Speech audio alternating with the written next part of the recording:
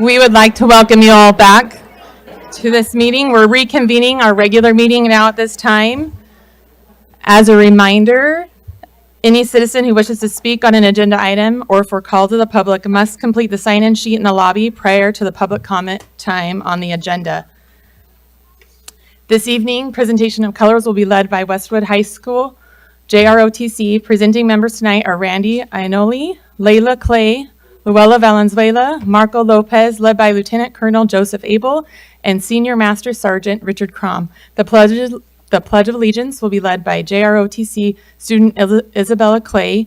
The national anthem is recorded and is performed by the Keynote Orchestra, directed by Jennifer Randall. Please stand if you are able for the presentation of colors, pledge, and national anthem.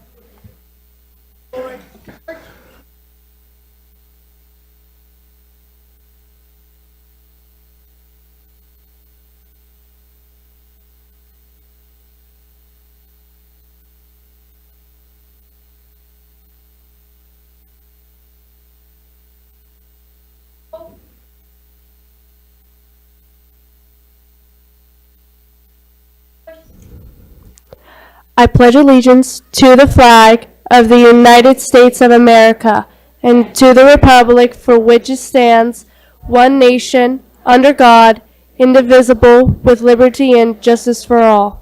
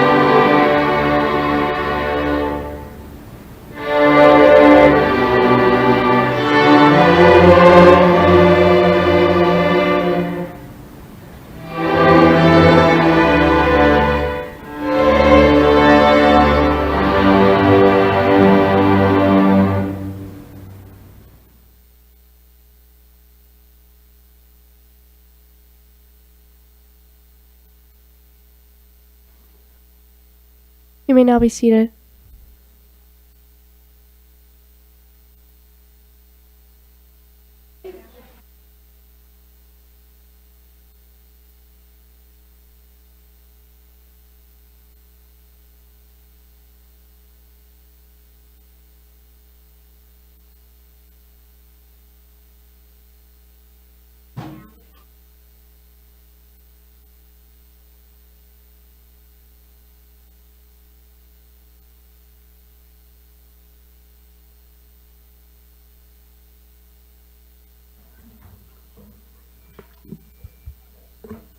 Thank you, Westwood JROTC. We appreciate you being here tonight. We will begin tonight's meeting with a video on governing board procedures, and then I'll read a statement. Welcome to the Mesa Public Schools Governing Board meeting. We appreciate your interest in the district. The 5 elected governing board members serve without compensation and volunteer countless hours. The president and the clerk of the board are elected in January. Under state law, the governing board may only discuss and vote on matters that are on the agenda for tonight's meeting. Agendas are posted a minimum of 24 hours in advance on the Mesa Public Schools website and in the Curriculum Services Center. Copies of tonight's agenda are located in the lobby. The public may speak on any item of business on the agenda that the board discusses or requires the board to take action. If you wish to comment on an action or discussion item, please complete A request to address the board form before the item is discussed. The form is located in the lobby. Members of the public will be given a maximum of 3 minutes to speak once recognized by the governing board president. Please state your name before you speak. We ask that all speakers show respect and courtesy to others. During the second regular meeting of each month, the agenda will include a call to the public, which is an opportunity to speak to the governing board about a school district matter that is not on the agenda. Please submit a request to address the board form to participate in the call to the public. If you would like the board to consider adding an item to a future agenda, you may submit your request in writing to the board at least 5 working days before that meeting.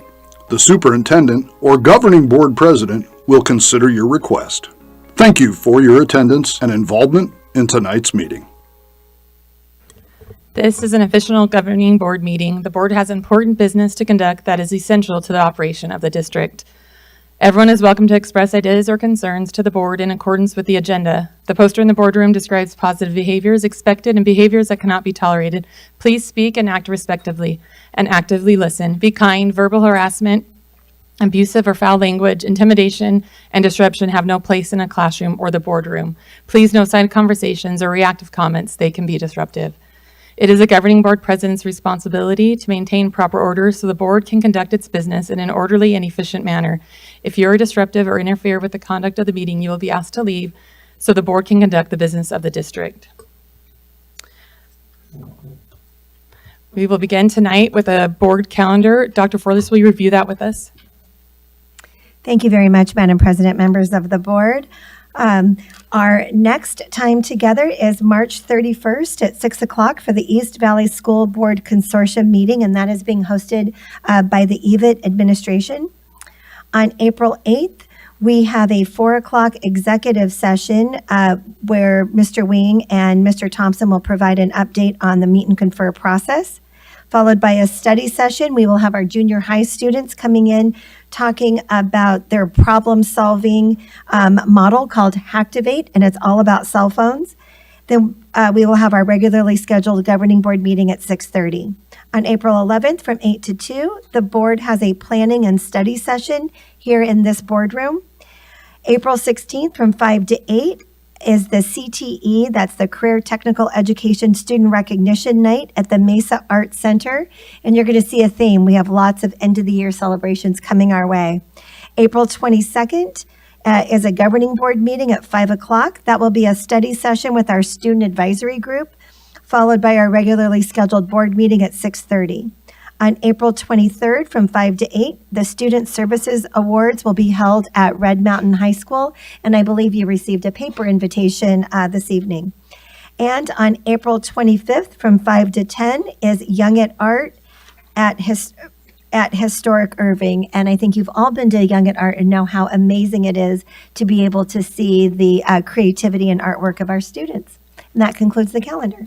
Thank you, Dr. Furlis. This will prep us for what our May calendar will look like, I'm sure, between all of our other things. So great things going on. I'm going to send it back to you, Dr. Furlis. Will you please share a superintendent's update with us?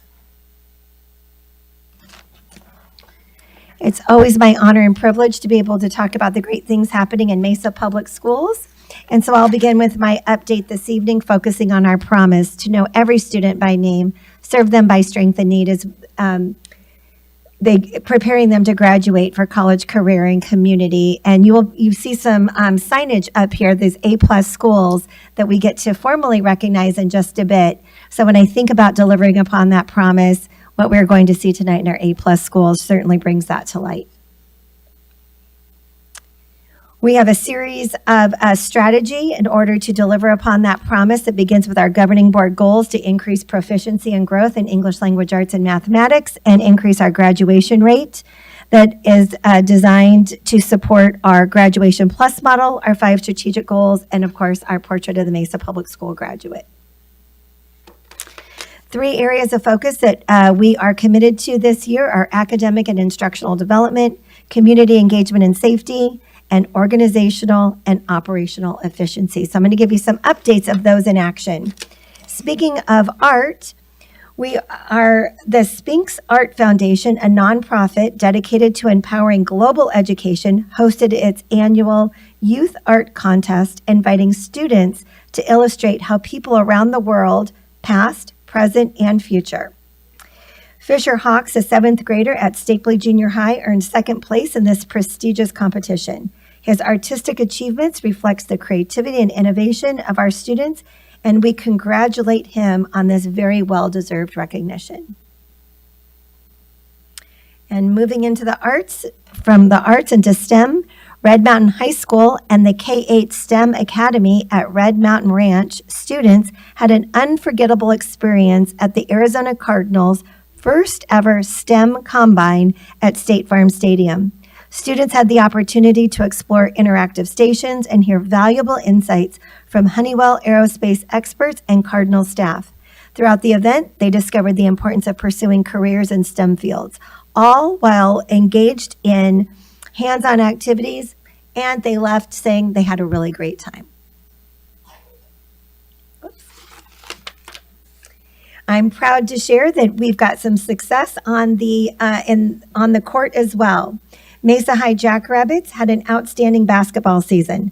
Before spring break, Mesa High upset defending 6A champion Peoria Liberty. This win advanced Mesa High to the 6A boys basketball championship game against Brophy College Preparatory. Our team played with determination, but ultimately fell to Brophy with a final score of 62-49. This young team fought hard, and their talent and resilience proved to be very strong as we look forward to the coming seasons. Now we're going to move on to taking a look at community engagement with our Warriors on the Job. Students in Mr. Eli Duncan's Warriors on the Job training program at Westwood High School are gaining valuable employment experiences. This initiative connects students of all abilities with meaningful work opportunities, helping them develop job skills, confidence, independence, and enhance their career readiness. A notable partnership with Marriott Hotels in downtown Mesa allows students to gain real-world experiences. In addition, students create Barkin' Buddy biscuits, which are sold to the pet-friendly hotel. This program exemplifies our commitment to preparing students for the future by providing hands-on learning opportunities and fostering community relationships. If you have dogs, you've got to stop by Westwood, because I will tell you, their biscuits, especially the peanut butter flavor, are pretty amazing in my daughter's house. So they are a good one. We've got some special days in April. In April, we observe School Library Month, Child Abuse Prevention Month, Autism Acceptance Month, Occupational Therapy Month, National Volunteer Month. And we have some special weeks: National Library Week, Mesa Public School Bus Driver Appreciation Week, Public Schools Volunteer Week, Administrative Professionals Week, and National Student Leadership Week. And we've got some important days: Earth Day, School Bus Driver Day, and National Arbor Day. I'd like to welcome you in to find out some of the great things that are happening inside of Mesa High. And we have a story of a student who was able to find his success through the welding program. Chad, take it away.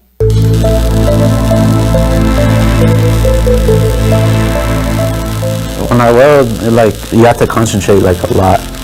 So it sort of blocks everything out from the outside world, and all you have to do is just keep that bead going. Definitely helped me concentrate on just one thing at a time. Hi, my name is Jesus Aranda. I am a senior at Mesa High School, and I'm also doing an internship for Honeywell. I'm originally from Cerro Vista, but I lived in Douglas, and that's where I was raised. And then during 6th grade, I came to Mesa, and then I've been here ever since. The trades were important for me from since I was young, because most of the time I'd be with my grandpa in a semi-truck, and we'd travel around. And from there, I started loving just traveling a lot. And when I started looking at welding and all that, the opportunities that they give, that's when I started liking it even more. My freshman year, I didn't really know about that we offered a welding program.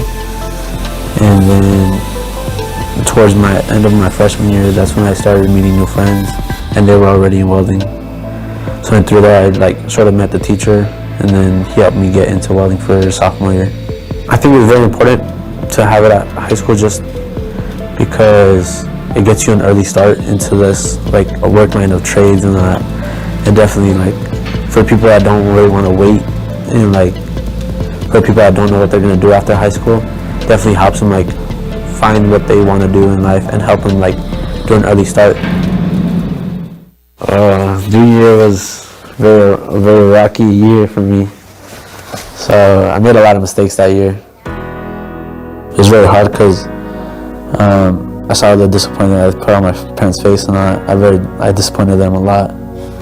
And so seeing them have to go through that, it definitely broke me inside. I took the opportunity to like pick up my credits again, and so they gave me a second chance here. I pushed my butt and I got done 4 credits. There was like a lot of nights I wouldn't sleep just so I keep going. Definitely finish my credits. Thank you to all these people in my life. They helped me be right where I'm at, you know, with my internship and on track with on graduation. Thank you to them.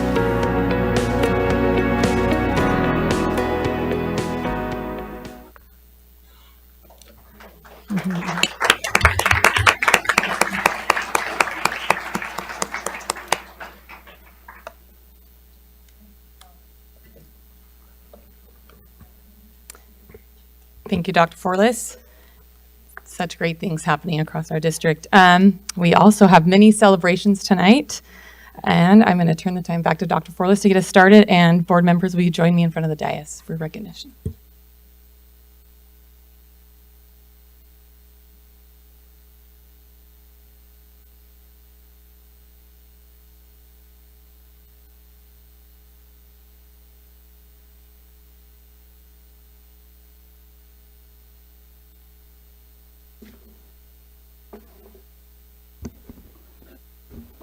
We are going to get started with our Spotlight Recognition Program, which is designed to provide our community with an inside look at the exceptional individuals within Mesa Public Schools.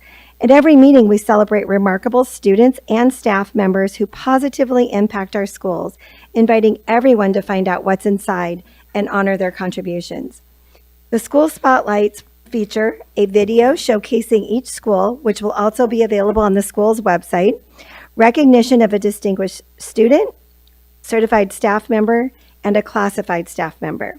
So this evening, we have the honor of celebrating Summit Academy. Well, Mike Degnan, principal at Summit Academy, please join me at the podium while we watch a video about your school.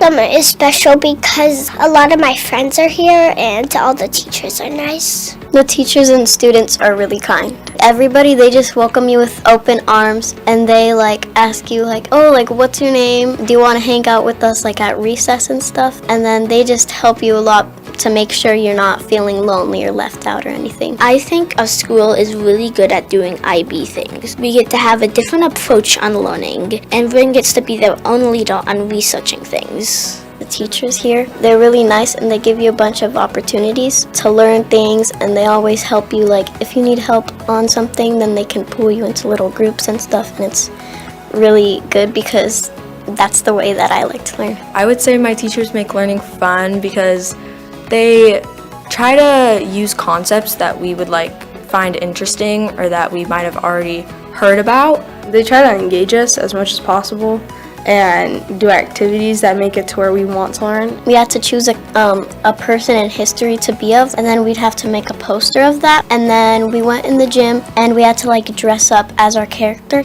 And then we would be like robots, we had speeches and we had to memorize them. On campus, I like going to the Spanish room because I feel like we get to talk, do activities, and we get to learn a whole new language while being with our friends. One of my favorite things, I think, would have to be our band program. I play the flute, and it's a lot of fun because we learn lots of new songs. It's really fun because I get to express myself in music and songs. Summer is a really nice place to be.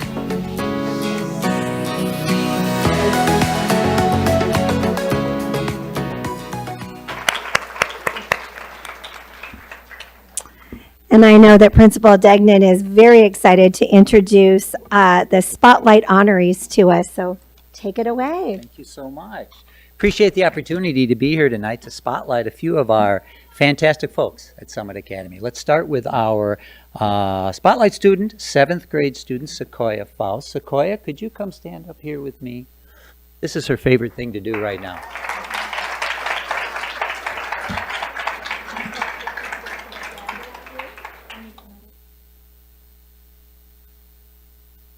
Let me tell you a few things about Sequoia. Sequoia excels at many things, and one particular area is her musical prowess. Sequoia has been first chair percussion in the junior high honor band since 5th grade. Let me say that again, lest you missed that. Sequoia has been the first chair percussion in the junior high honor band since 5th grade. She had to get special permission to audition in 5th grade because she was still in elementary school.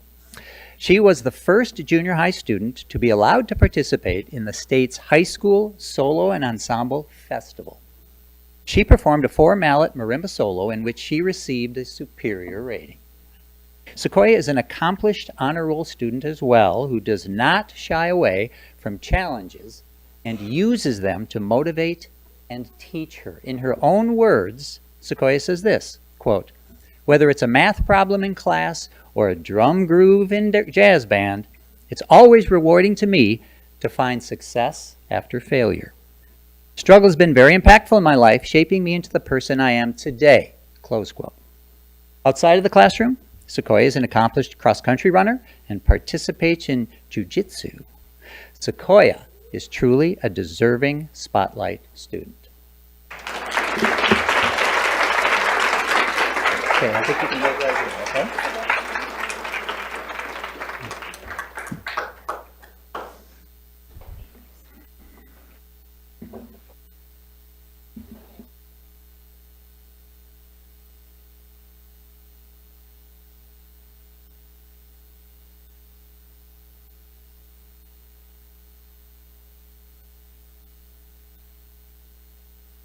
Okay, and our classified staff member that we're honoring, Heather Oakley, could not be with us this evening, but I want to tell you a little bit about Heather. Heather started in February of 2020 at Summit, right before COVID changed how we did business for a while. When we ran a hybrid model, Heather supervised our online center in the MPR and then in the library for students who were learning on site in those emotionally trying times.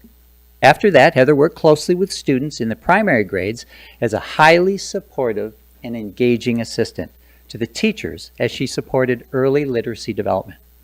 When called to do so, Heather would venture across the parking lot to the junior high for lunch period support, showing her range of abilities to positively engage with all students, whether you're in kindergarten or 8th grade, and that's not easy to do. Currently, Heather is our go-to person in the elementary lunchroom and on the playground, who masterfully balances the need for structure and order with goodwill and banter. Heather's a delight to work with and wears many hats at Summit with grace and humor. We appreciate Heather Oakley so very, very much.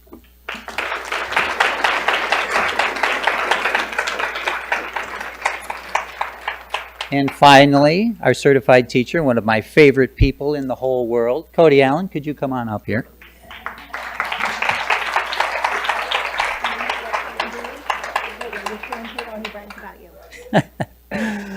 We're putting the spotlight on special education teacher and department chair, Mr. Cody Allen. Cody has been teaching for 13 years. He's worked the entire K-8 spectrum, but prefers the junior high level for its quirkiness and the unique relationships that junior high students need to be successful. He has very effectively worked in many inclusive co-teaching environments with many fabulous teachers to help benefit our students. Cody's teamwork approach and excellent collegiality makes him the absolute perfect co-teaching partner in the classroom. For the last 4 years, Cody's been our special education department chair for both campuses, elementary and junior high, as he supports teachers and works closely with parents and guardians to serve students with special needs. As an aspiring administrator, Cody often functions as our admin on duty when Joelle, our assistant principal, or myself are not present at school. Cody's big heart, his great rapport with students and staff, his incredible sense of humor, and excellent knowledge of public schools serves him very well in his current role and will set him up for success in whatever lies ahead for Cody Allen. Thank you, Cody, for being you, my man. Love you.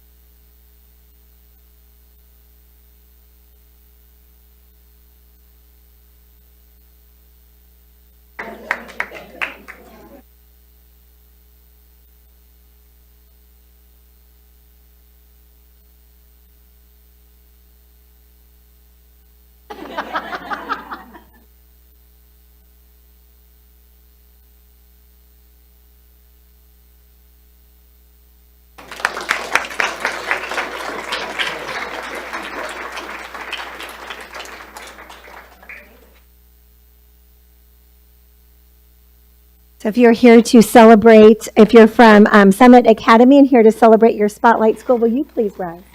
I'd like to congratulate you.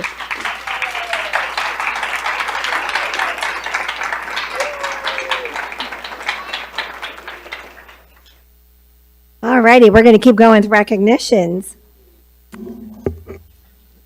Celebrating success is one of the ways that we ignite a culture of learning and well-being in Mesa Public Schools. We are committed to recognizing students, teachers, staff, and administrators for their achievements.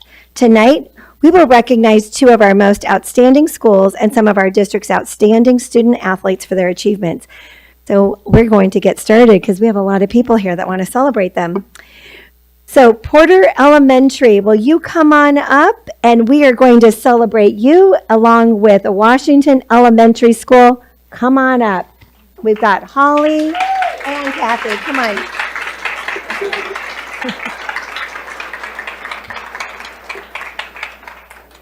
There we go. Before we celebrate each of these schools on their A+ recognition, let me share a few of the requirements for the A+ award.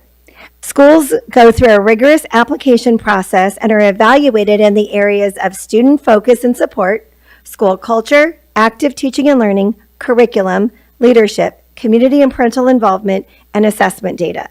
The final step of the selection is a multi-day site visit led by a team of A+ award judges.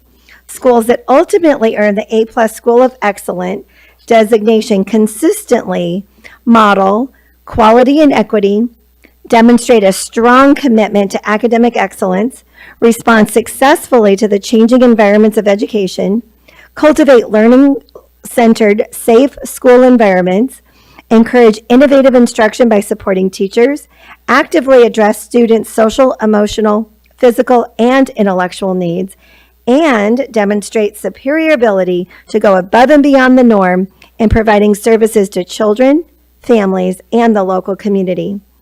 Awardees receive a banner and a monetary stipend from the Arizona Education Foundation, and you will see celebratory flags in our boardroom that will be delivered to your schools. Don't yank them down and take them with you tonight. We've seen that before. They're like, we earned this. I am so proud of these two school communities who are modeling a culture of achievement that supports student success. Kathy Ray from Porter Elementary School. It's time to say a few words about your great school.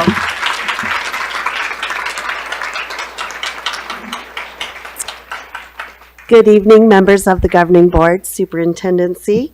It's with great pride that I stand here tonight before you to celebrate an incredible achievement for Porter Elementary.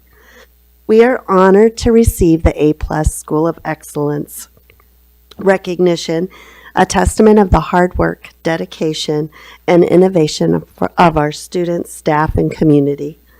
This award reflects our unwavering commitment to academic excellence, student growth, and a culture of success. As an avid showcase and STEM-focused school, we ensure that every student is equipped with the essential skills and attitudes needed to excel in college, career, and community. Our AVID program has transformed the way we support students, fostering a learning environment where all students, regardless of background, develop strong critical thinking, organizational, and leadership skills. Additionally, Our STEM initiatives continue to ignite curiosity, creativity, problem solving, preparing students for the challenges of their future. The A+ recognition is a reflection of our dedicated staff, engaged students, and our engaged families and our hardworking students who strive for excellence every day. We're grateful for the ongoing support of the district and of this board. We look forward to continuing the mission towards the MPS promise in Portrait of a Graduate, and thank you so much for celebrating this milestone with us tonight.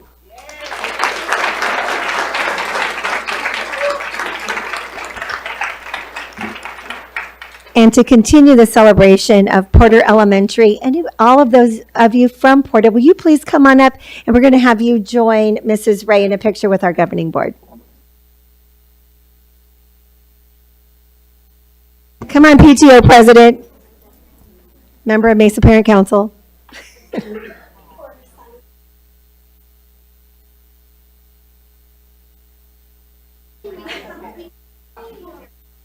Okay.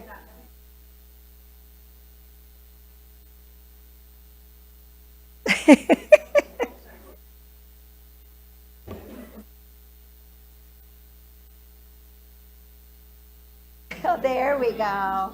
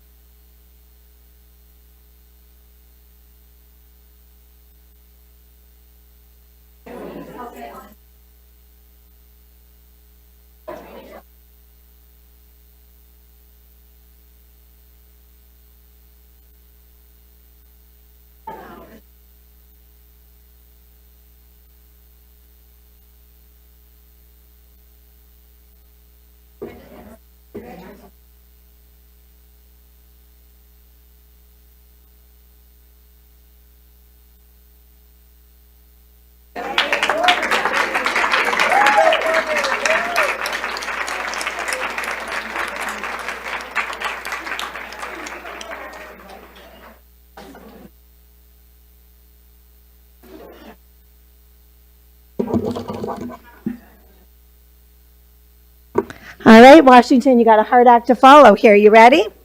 All right. Now, can Principal Holly Chang from Washington Elementary please come on up to this podium? Tell us all about Washington. Okay. Good evening. It's an incredible honor to stand before you today as we celebrate a milestone achievement for Booker T. Washington Elementary School, being recognized as an A+ school of excellence. This award is not just a symbol of academic success, but it represents dedication, perseverance, and commitment to our students, staff, and family and community members.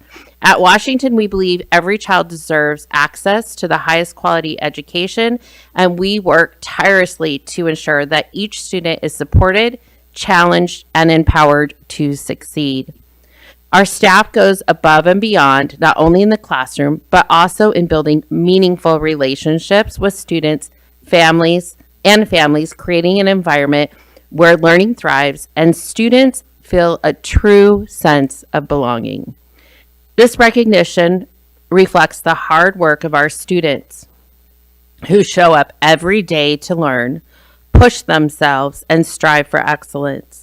It is a testament to our teachers and staff who inspire and support students, challenge them to reach new heights, and never themselves stop learning. It also acknowledges our families and community who are essential partners in our success, working alongside us to ensure that every student has the tools they need to grow and succeed. But while we celebrate this achievement today, we recognize that the journey does not stop here. As Booker T. Washington himself once said, excellence is to do a common thing in an uncommon way. This award is not the finish line. It is a reminder of the high standards we have set and our commitment to continuous growth, improvement, and innovation. On behalf of our students, staff, and families, Thank you for this honor and celebrating with us today and your ongoing support of our school.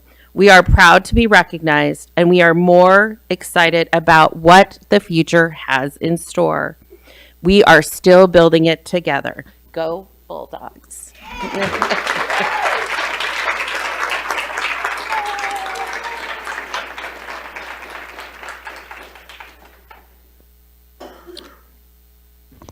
So you're going to now call up your, who do you want to start with?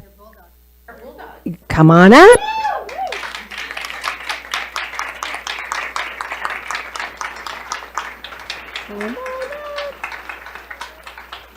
Oh, so good to see you. It's been a while. Oh my goodness.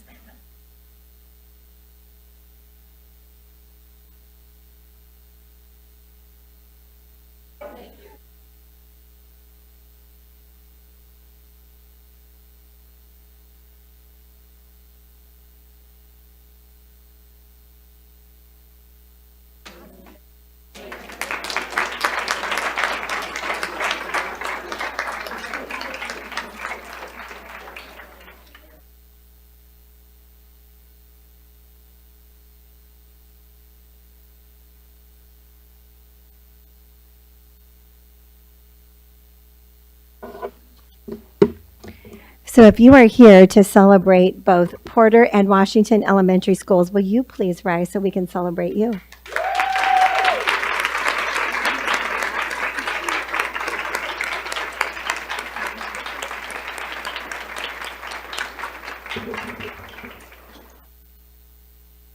Next, we have 3 of Mountain View's wrestling team members and their head coach, Corey Anderson. Coach Anderson, can you please join me at the podium? And student athletes, once your coach calls your name, please join us at the podium as well. Come on over, Coach. We want to hear all about your athletes. Thank you. Our first athlete is Delton Kaufman.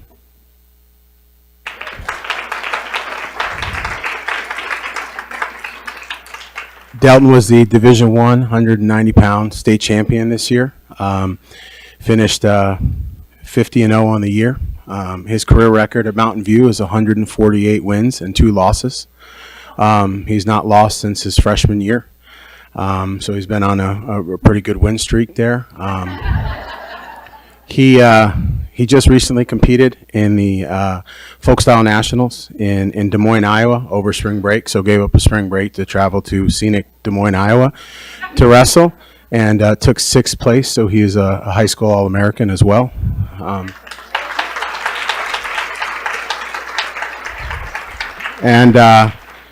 Delton, when the lights come on and it's big and bright and you're on the big stage, he's going to be at his very best. And he's a good role model for his teammates that way, because as things get tough and as the pressure mounts, you see a lot of people kind of shy away, and he walks into it head on and carries his head high and acts like a champion in all aspects. So Delton Kaufman, incredible job.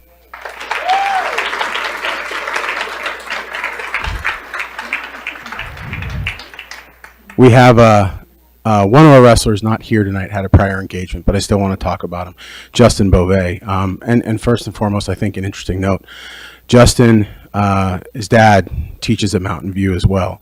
They live in Glendale, and they travel to Mountain View every day because they wanted to be part of what's happening at Mountain View High School, both academically and athletically. So I think that's an important thing for Mesa Public Schools to acknowledge, that people want to be part of what's happening in our schools. So Justin sat the first half of the year per transfer rules, so I had a little bit smaller window, 17 wins, 1 loss. And probably ran through the toughest bracket in the state tournament, pound for pound. Beat a wrestler in the semifinals who was 67-0 on the year to that point, defending state champion, and beat a nationally ranked wrestler in the finals. His attention to detail and doing the little things right was absolutely a great model for his teammates, and his attention to detail ultimately got him a state championship. He also wrestled in Des Moines, Iowa, and came home with an 8th place finish, also earning him All-American honors as well.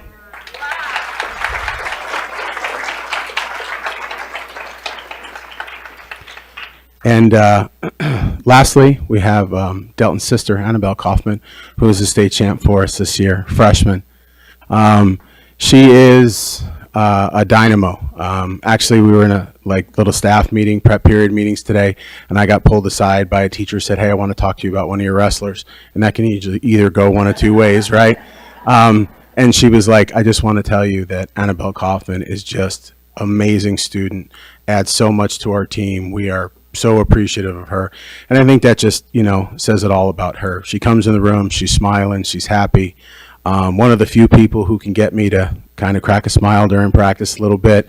She has tremendous drive. If you watch her state finals match, she was 43-1 this year as a freshman.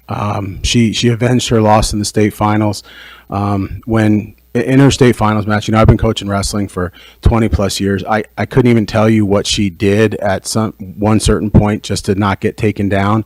And I think I said something in our banquet like, if she were just a mere mortal, she would have gotten taken down. But she's superhuman with her drive and just a fantastic young lady, the kind of lady you want in your classroom and the kind of lady we want on our wrestling mat. So absolutely just a phenomenal individual. Look forward to 3 more years with her, Annabelle Kaufman. And Delton and Annabelle are first brother and sister combo state champs in Mountain View's wrestling history.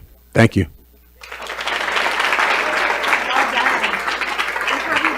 Do a handshake with the board, they come up and do a picture. You should go first.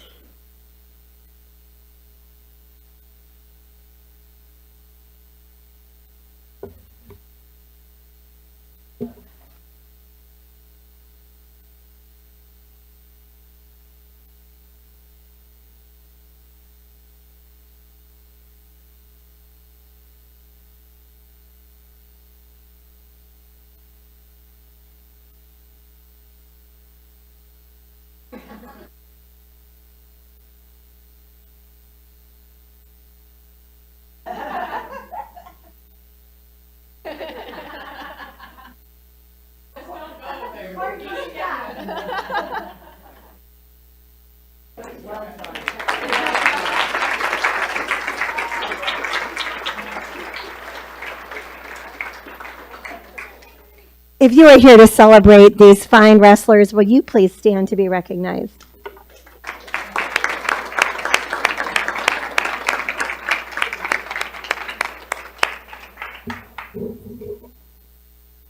Next, we have our AIA Unified Basketball Champs from Westwood High School. They are joined by their coaches Meg Bauman, Heidi Dorn, Jack Murphy, athletic trainer, and student coach Cole Fraley. Come on up.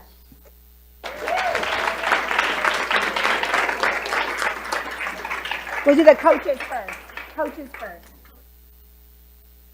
Oh, even better. All right.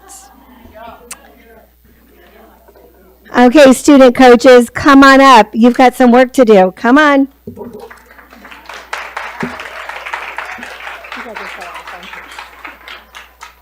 Will you please introduce us to your star athletes? Yes. All right.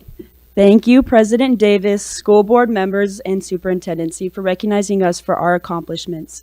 This is super special for us because it has taken 5 years to win a team state championship. So this basketball journey started for Will and myself last year. This year we gained 9 new teammates. Last year we tried our best, but we didn't make it. So we had to push forward and achieve our goals to win a championship game.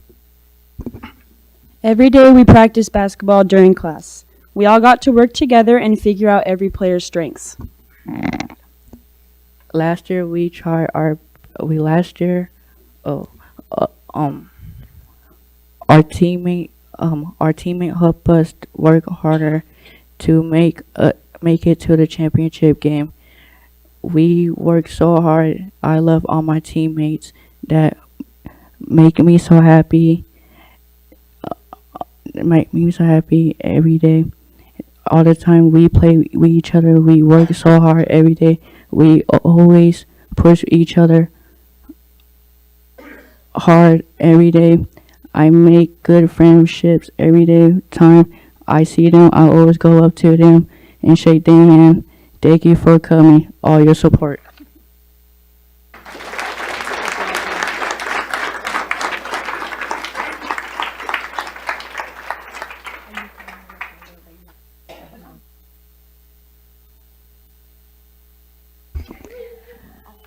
Okay, coaches, you're going to stay right here for just a minute. Well, I'm going to call up names. Kate Anderson, come on up, and you're going to stand right in the spotlight.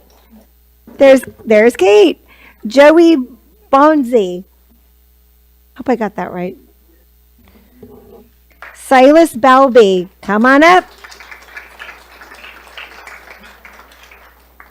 Navi Brinkerhoff. Easton Davis.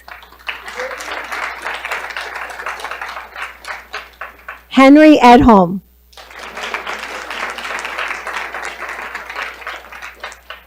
Benny Fazendi Moody. We've got student coach Cole Fraley.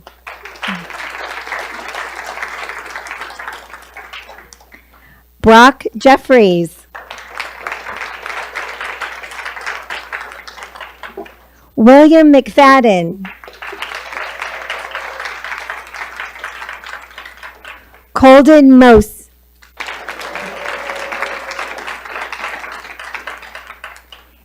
And Dominic Slatton. Am I missing one? Am I missing one? Okay, great. All right. Mrs. Bowman's going to organize you. Here we go. And the governing board will join you.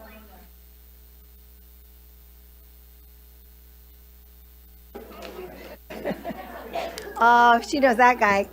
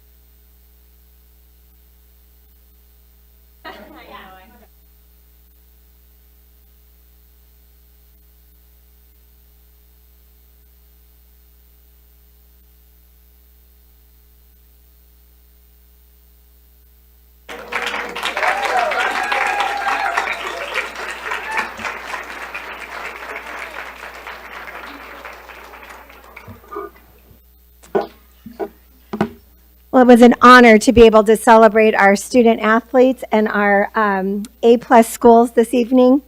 All of you are welcome to stay. We're going to continue on with our business meeting, so if you would like to celebrate elsewhere, this is the perfect getaway time.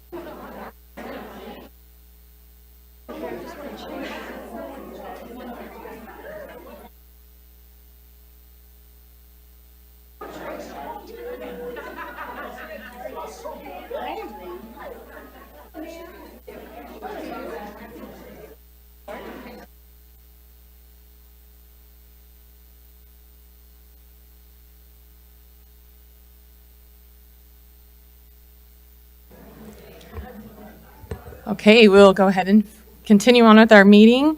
At this time, we are now at meeting for public comment and call to the public. We'll first watch a short video. The Governing Board welcomes comments from the public on non-agenda items during the call to the public. Please remember, as a general rule, public comments will be limited to 3 minutes, and the duration of an open call to the public will be 15 minutes. The President may set specific time limits for speakers and the duration of the call to the public to maximize the opportunity for individuals to offer their viewpoints. Comments must pertain to a matter that is within the jurisdiction of the Governing Board. This is not an appropriate forum to complain about an employee, student, or others. Please use the procedures established in Policy 1-302 for this purpose. State law prohibits board members from commenting on or discussing the matters presented at the end of the call to the public. The board may ask the superintendent to review the issue or place it on a future agenda. A board member may also briefly respond to criticism of a board member or the governing board. Thank you for allowing this meeting to be conducted in a peaceful and productive manner. Mrs. Chaffee, how many speakers do we have signed up tonight? We have 19 speakers signed up to speak tonight. Thank you. We have 19 speakers. Each person will have 90 seconds to speak. Mrs. Chaffee, I would like you to thank you for serving as a clerk, and I'd like you to ask to lead us through this agenda item. Thank you, President Davis. So I will call the first 3 names, and then I will let you know the next 3 who are on deck. When you come up to the podium, if you will please say your name and how you're affiliated with Mesa Public Schools. We will start with Lily Astle, Gretchen Astle, and then Jeff Thompson. On deck, we have Casey Baxter, Meg Howell, and Mark Kimball.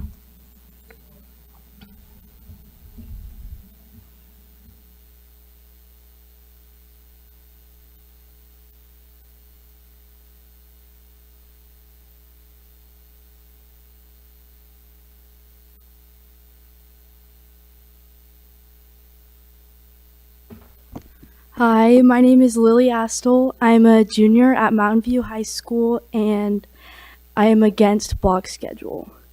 So to start, the block schedule practice at Mountain View was really memorable to me and all the other students I'm associated with because it was a disaster. We really struggled to focus in class. We had a hard time during passing period. They were shorter, and it was rough.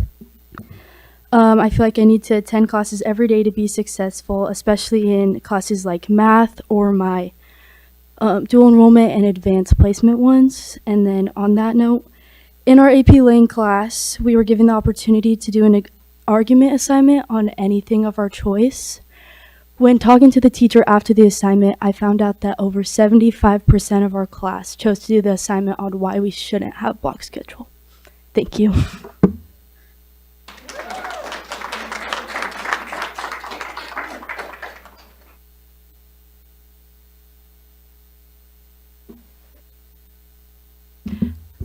Hi, my name is Gretchen Astle.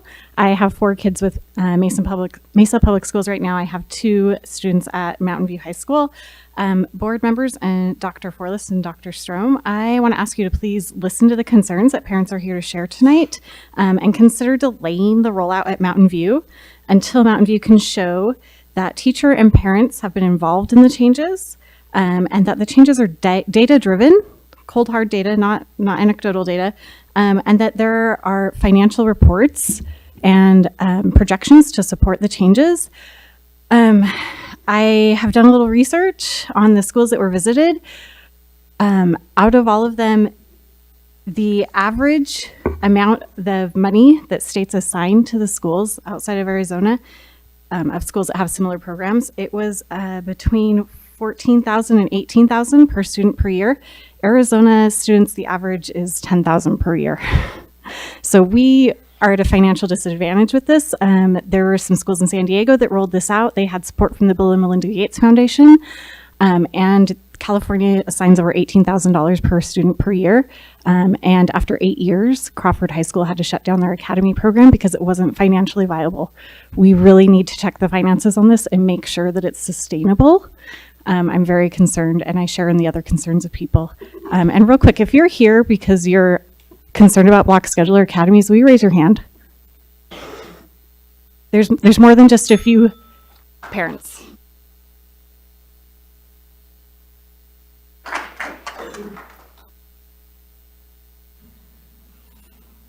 We have Jeff Thompson next. Okay, we'll move forward with Casey Baxter. Oh, sorry. You ready? After Jeff Thompson, we will have Casey Baxter, Meg Howell, and Mark Kimball.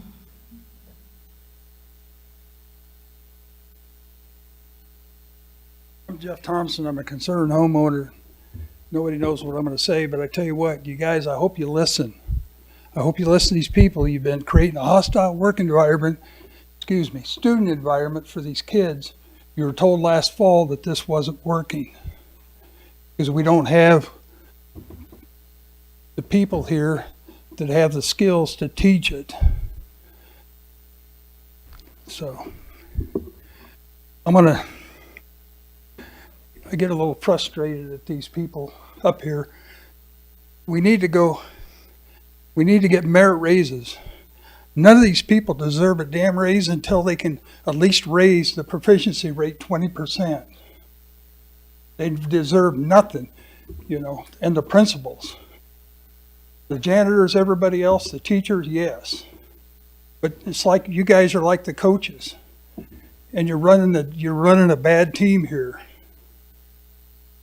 And I hope we get back to the traditional education instead of this radical. We've got 3 people on the board. 2 of them I know that are conservatives or Republicans. One of them maybe gaslighted it to get elected. I don't know. Since she's been on the board and I've been coming, she's just been a rubber stamp for the radical previous president. And I don't know. It seems like she maybe.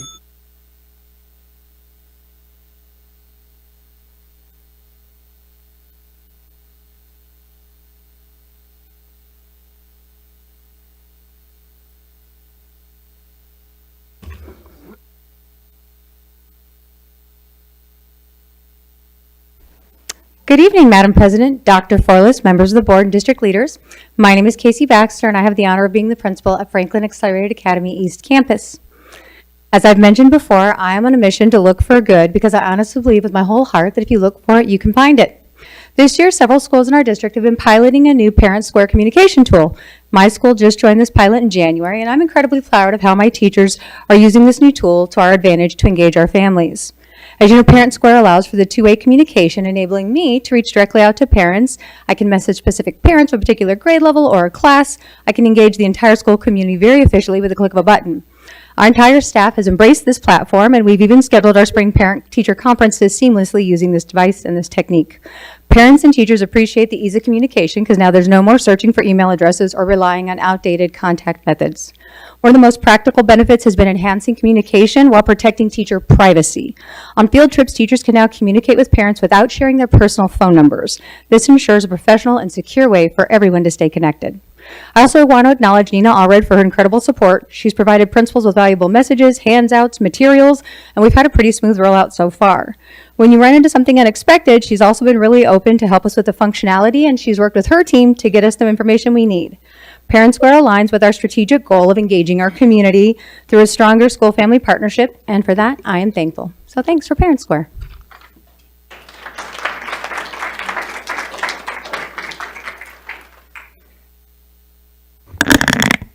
Good evening, ladies and gentlemen. Thank you for this opportunity. My name is Meg Howell, and I have taught for 42 years. 29 of them have been in Mesa Public Schools, and I thank you for that opportunity. All of them have been at Mountain View, and my veins run true with Toro pride. Go Toros. I would encourage Mesa Public Schools and the board to find a way to reach out to teachers, especially teachers, because I've been asked to come and speak tonight by my fellow teachers because they are afraid to speak out. I'm retiring this year, and so what can you do? find a way to communicate to teachers, to give them an avenue to communicate to you about all of the changes that have occurred, that we've experienced over the last few years. It's been difficult, it's been trying, and I was gonna stay on 2 more years, but it's just too much. Block schedule is not something that I want to teach in. If I was a teacher and could do a 6/5 contract, I would be making more money this year. Next year, I would be teaching 6 classes with no extra pay. 30 extra students means 30 extra essays every time I assign an essay. So find a way to hear the voice of teachers, to give them a safe place to talk.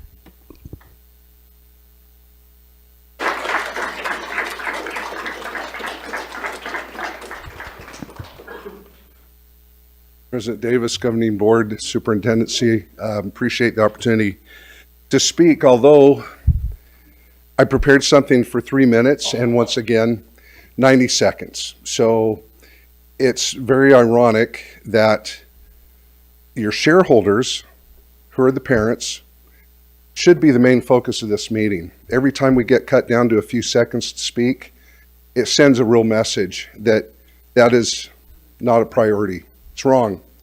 I would like to know where that rule comes from. There's nothing good on TV to rush home to. This is much more entertaining. Why can't we hear the parents, right? I would like to know where that rule comes from. So, to my point, I really, really second what was spoken to about the academies. There's far too much information that we don't have. That needs to be postponed decision-wise, and you need to provide data-proven facts to these parents that that is the right direction to go. Now, years ago, Mesa School Board, Mesa District was known as the place to go and raise your family. Great schools. What's happened? The whole country's in trouble. Recently signed into law by our president, Section 7301, Section 5, 2 genders.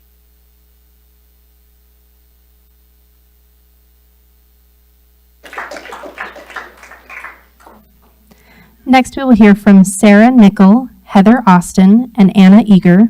On deck, we have Matt Lofgren, Bonnie Drain, and Amber Nielsen.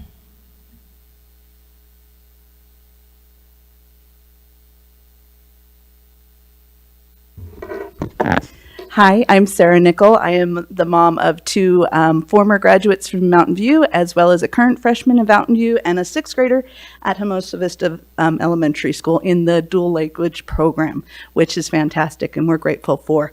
I'm speaking with you tonight because I am disappointed in the district administration and board with how they are not listening and are only listening to the school, especially Mountain View's administration, when it comes to these changes. I'm disappointed that there's being a complete restructuring of our secondary education that has happened without any board vote, without any parent input. I'm asking you at this time to put some checks and balances into place at these high schools and these junior highs.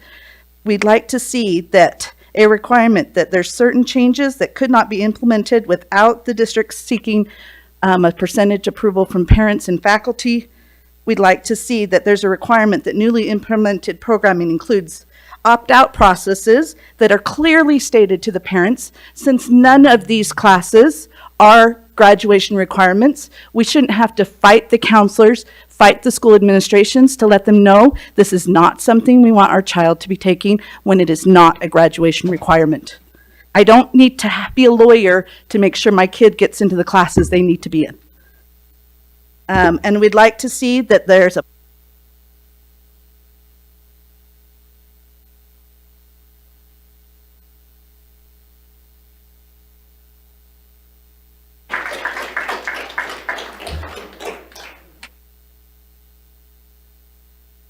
Madam Chairperson, members of the board, and members of District Admin, what will Mountain View sophomores be learning in the fall of their CTE Academy classes that they are already enrolled in?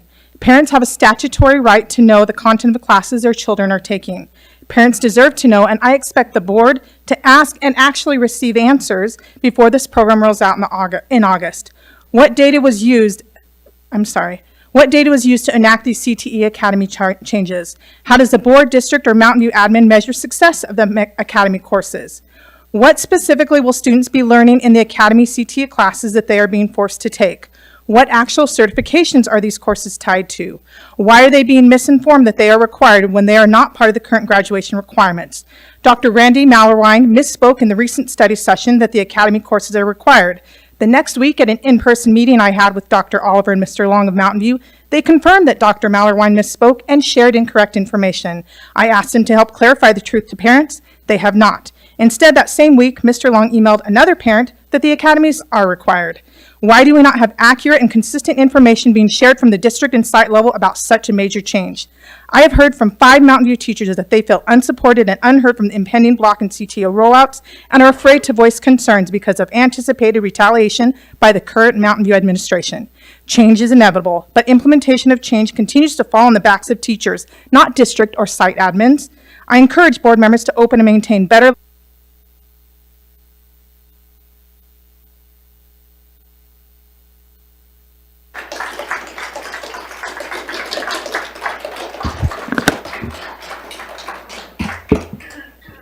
My name is Anna Eager, and I currently have a student who is a sophomore at Mountain View and 2 younger students in the district. I'm concerned about the changes in the school system. Amongst my many concerns is the lack of parental input in the implementation of these changes. I first heard about the Academy Pathway Program in September when information about our school SIACS meeting was leaked on Facebook. There was no email notification or communication about this meeting.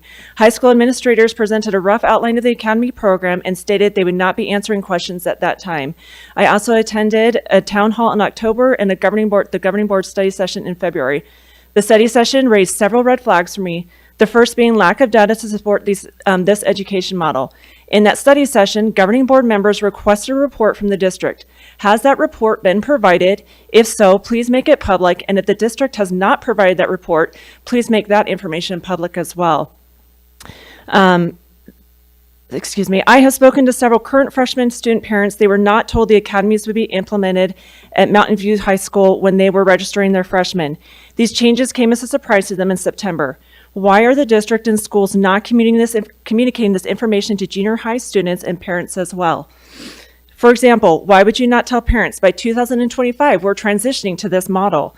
On a district level, parents receive a survey asking what week in March they want spring break. Why was there not a parent survey about whether parents want a complete change in their students' learning style? I want to go on public record requesting this issue be put on the agenda and voted on at the April 8th meeting by the governing board, and please take the next 2 weeks.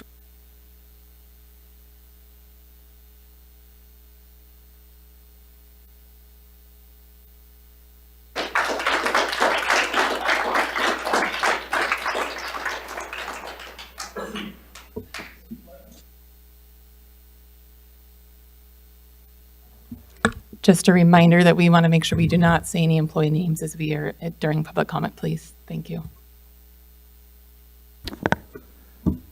My name is Matt Lofgren. I'm a parent of a student at Mountain View. Also, for what it's worth, I volunteer 10 hours plus a week for the school. I want to know if everybody has seen this petition that's been around, and I'll email it to everybody afterwards just in case they have not seen it. As many have said tonight, I'm concerned as well about the changes, the plan changes. I've heard some of the feedback that it's just a few students, just a handful of parents, some of the privileged kids, and you've seen a handful of the students and actually more so on the parents tonight. But the petition doesn't say that it's a handful. The petition is almost 900 signatures, most of them students, most of them just at Mountain View. So I encourage everybody to look at that. Also look at the comments and videos. The kids have taken a lot of time to share had their thoughts on this. So this is way more than a handful. I think it's probably at least a quarter, maybe closer to a third of the student body there. I don't think this school is ready to roll out the changes. I think we've seen that with the grading, that it was a failure. I think that's pretty well acknowledged. And I'm glad to see that the grading has going back, reverting to where it was, but I think the other changes, it's premature to do that, and I think that should be put on hold and voted on once it's ready, once everybody understands what it really is. Thank you.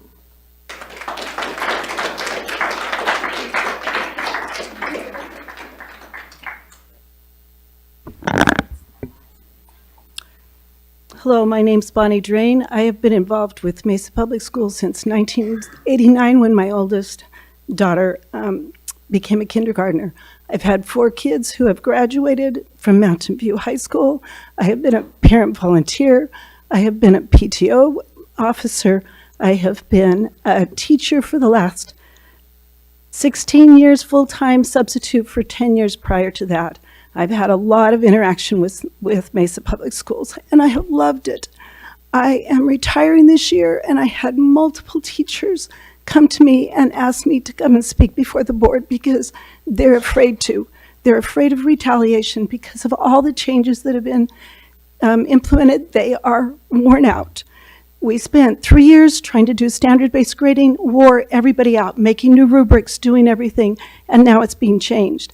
I've been part of a FAST team this year that has not been successful because we knew from the very beginning it wouldn't be successful. All of our kids were not in all of the FAST teams. We could not make it work like a FAST team was supposed to.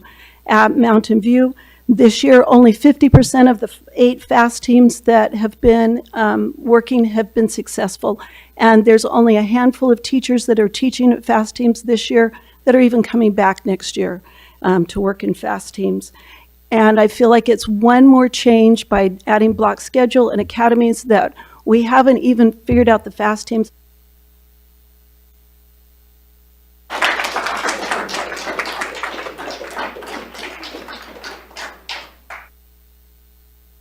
My name is Amber Nielsen. I'm a parent of 2 Mountain View students. I share all these same concerns mentioned. I'll do the best that I can to add to that. First, I think you should know there are a lot more concerned parents than you probably realize. We've spoken to many neighbors and friends of our children, and many people share these same concerns. The school does not have the programs needed for the additional credits that would be picked up under this program. The class offerings at Mountain View are already limited. We have been told the block schedule will add more opportunities of taking more classes. The problem is this is counterproductive. It's already hard enough to get into any of the classes that the kids want to take, and very few classes being offer any real life growth. Now we're just adding more holes to fill in their schedule with very limited classes to fill them with. All we have done is just made the problem worse. I don't believe our school is a good fit for this. It's a very successful school as it is. I don't know why we're messing with it. Literally everyone I've talked to is not a fan of these changes. Secondly, we've heard that some of the sports programs will no longer count for PE credits. For example, my kids participate in swim, and this comes as a huge surprise. Those kids work every bit as hard as any of the other kids in the other sports programs. It's likely our children would not participate in the sporting event any longer if that is the case. It would be a shame to do anything to the swim program, a program that has always been perennially strong in the state with great kids who work very hard. So basketball will count, but sports such as swim and cheer will not. How does this make any sense?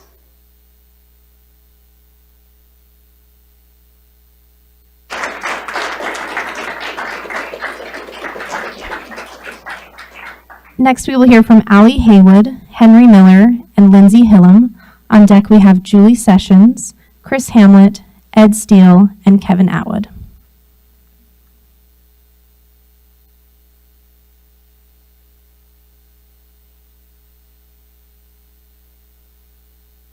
Hi, my name is Allie Haywood, and I also am a parent of a student at Mount View High School this year, and soon to be another student coming into Mountain View at junior high right now.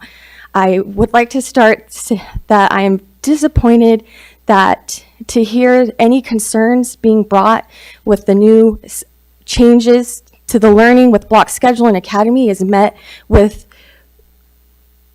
not clear answers and being told that we're just privileged complaining moms when we would like answers. But I would like to thank Board Member Chaffee. The last meeting I attended, I appreciated your questions that were being asked to bring clarification, and I felt like the answers didn't make sense to me, and they were also met each question was met with rolling eyes and scoffs from the audience of people, of teachers who are on board for this new program to be rolled out. And I just am disappointed that if we have concerns and we'd like answers, that we're made to feel stupid, and I don't appreciate that. I just am a mom who cares about her children and their education, and I care about teachers, and we want to keep our great teachers, and for them to feel like they don't have a voice and we might lose these great teachers just is devastating. I would like to keep my kids in Mesa Public Schools and at Mountain View, but it's not looking great for me and my kids.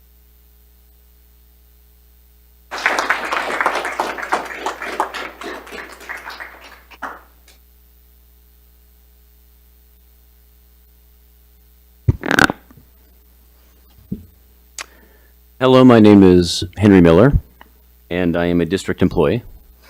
Members of the board, I come before you tonight regarding my termination, which I believe stems from a serious procedural failure. 3 weeks prior to my termination, I submitted a detailed harassment report to Human Resources, as the harassment I experienced was directly connected to the allegations now being used to justify my dismissal. The timeline reveals a concerning pattern. I was targeted with harassment, which generated the very complaints that led to my termination. Despite my documented report, HR took no action. When I inquired about the status of this investigation on the day of my termination, I was told I needed to fill out proper paperwork, despite having already submitted a full report weeks earlier. This presents a troubling sequence. Harassment was reported but not investigated, followed by termination based on allegations arising from that same harassment. My report should have been thoroughly examined before any termination proceedings, as it provides critical context to the evaluating the complaints against me. I respectfully request the board pause this termination until a proper investigation of my harassment report can be completed, ensuring all relevant facts are considered in this decision. Thank you for your consideration.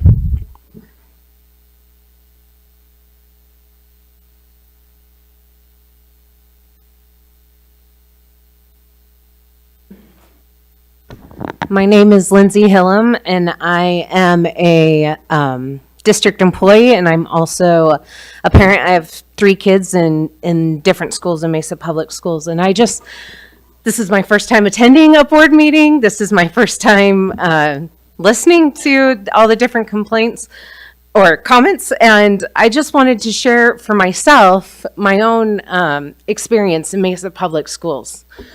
About 2 years ago, my oldest came home in the middle of 8th grade and told me that he felt like something was off, and there had been things coming up, and it came out that he felt that he was transgender. And I was terrified, because what is going to happen at school? I know in 8th grade, I didn't want to make attention, bring attention to myself. But I want to tell you all how grateful I am of how Mesa Public Schools, both of his junior high and high school, have treated him and provided him a safe place, and how reassuring it is to have them use the proper pronouns and his chosen preferred name. And it's scary to be a teenager today, and I just hope that it can stay a safe place for him and all my kids and all the kids in Mesa. And I say, thank you.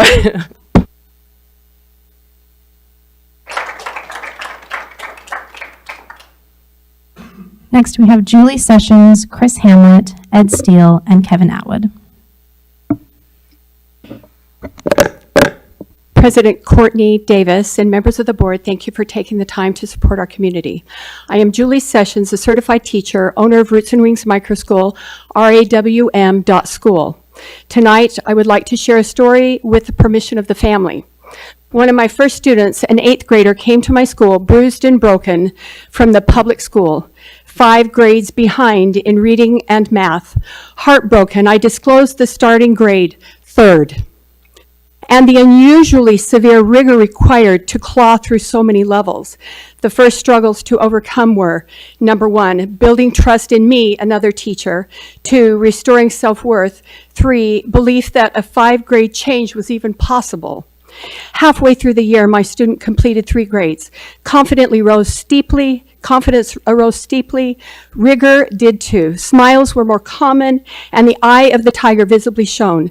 This young scholar began to wake up at 5 a.m. to complete more lessons before arriving at school.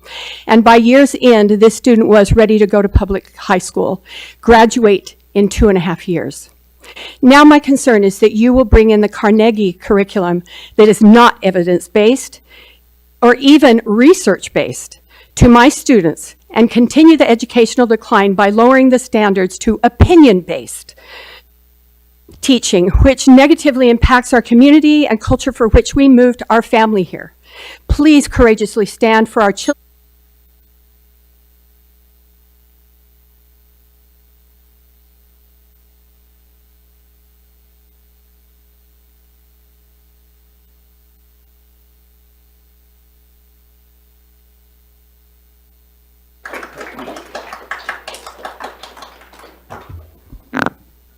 Good evening, Board. Chris Hamlet, parent of Mesa High Junior. I agree with Mr. Kimball when he came up here and started speaking about public comment, how we got our time cut down. So I'm used to it. I do a lot of public speaking, so I always shave a minute or so off, but shaving it down to half the time, from 3 minutes to a minute and a half, that, you know, we can't get anything worthwhile across people's ears or into consideration. So it's a great tactic and it works. So I'm going to veer away from that whole speech and just scrub it all together, but it warms my heart to see that teachers are actually coming in to speak up now. And this is something we've all agreed on. If you have noticed, parents and all community members alike have been clapping for what they have been saying up here. But what's really sad about it is it takes retirees. And they both told you, other teachers feel the same way. They're just scared. They don't want the mob after them. And so they are confirming what we've been telling you as the community for years, that there are more people out there. They don't want to deal with this nonsense. And it's very sad that this new schedule and this academy garbage has been pushed through without a vote of the board. The board has given too much power to superintendency and legal here. You guys need to take that power back and bring this stuff to the public square and put this stuff to a vote, including public comment. How disrespectful it is it for everybody here to have to look at my backside while I'm speaking instead of being able to look at one of the monitors like they used to before. That was done on purpose in 2022 when Rachel Walden, myself, and Ed Steele ran for school board because they didn't want us grandstanding. So since then, they have used it as an excuse that, oh, people are watching from home, they don't want to hear that, but that's nonsense. You guys should do.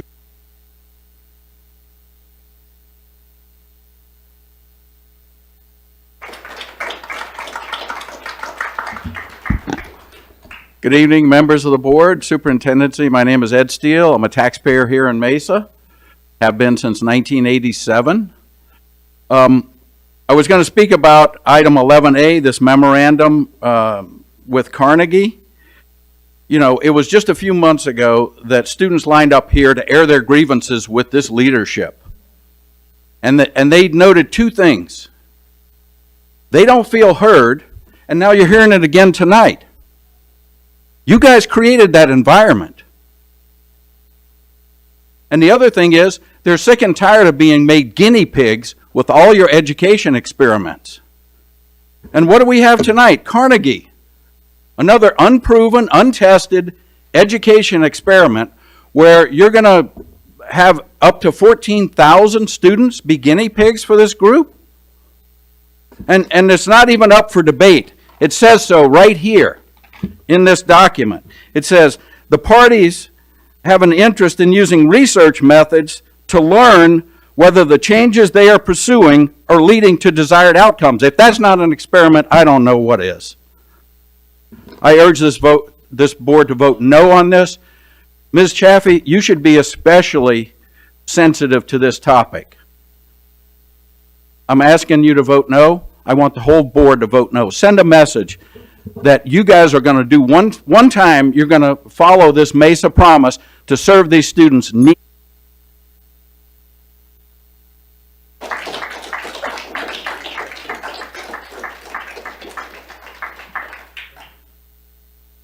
Hello, my name is Kevin Atwood. I have 3 students in the Mesa Public School System.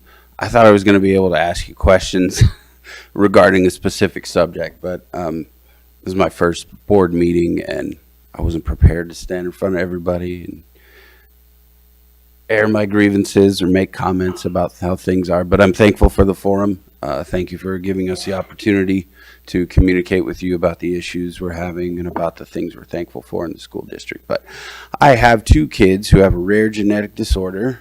It's called Niemann-Pick type B. They're thankfully getting treatments every 2 weeks. They get IV infusions. And initially, they were part of the FDA trial that rolled out the treatment medication. And they would have to miss school every other Monday because they could only give treatments in Phoenix Children's Hospitals. Thankfully, with FDA approval, that's now moved to home so that they can get their infusions on the weekends and still continue with school 5 days a week. But my concern is the funding for IEP and I believe it's 504 programs. Just would hope that that would continue, you know, with all the changes that are being made in the school district and nationwide. I would hope that that is something that continues to be funded because it's been a huge benefit for my family. I'm very thankful for it. And again, I thank you for giving us the opportunity to speak in front of you.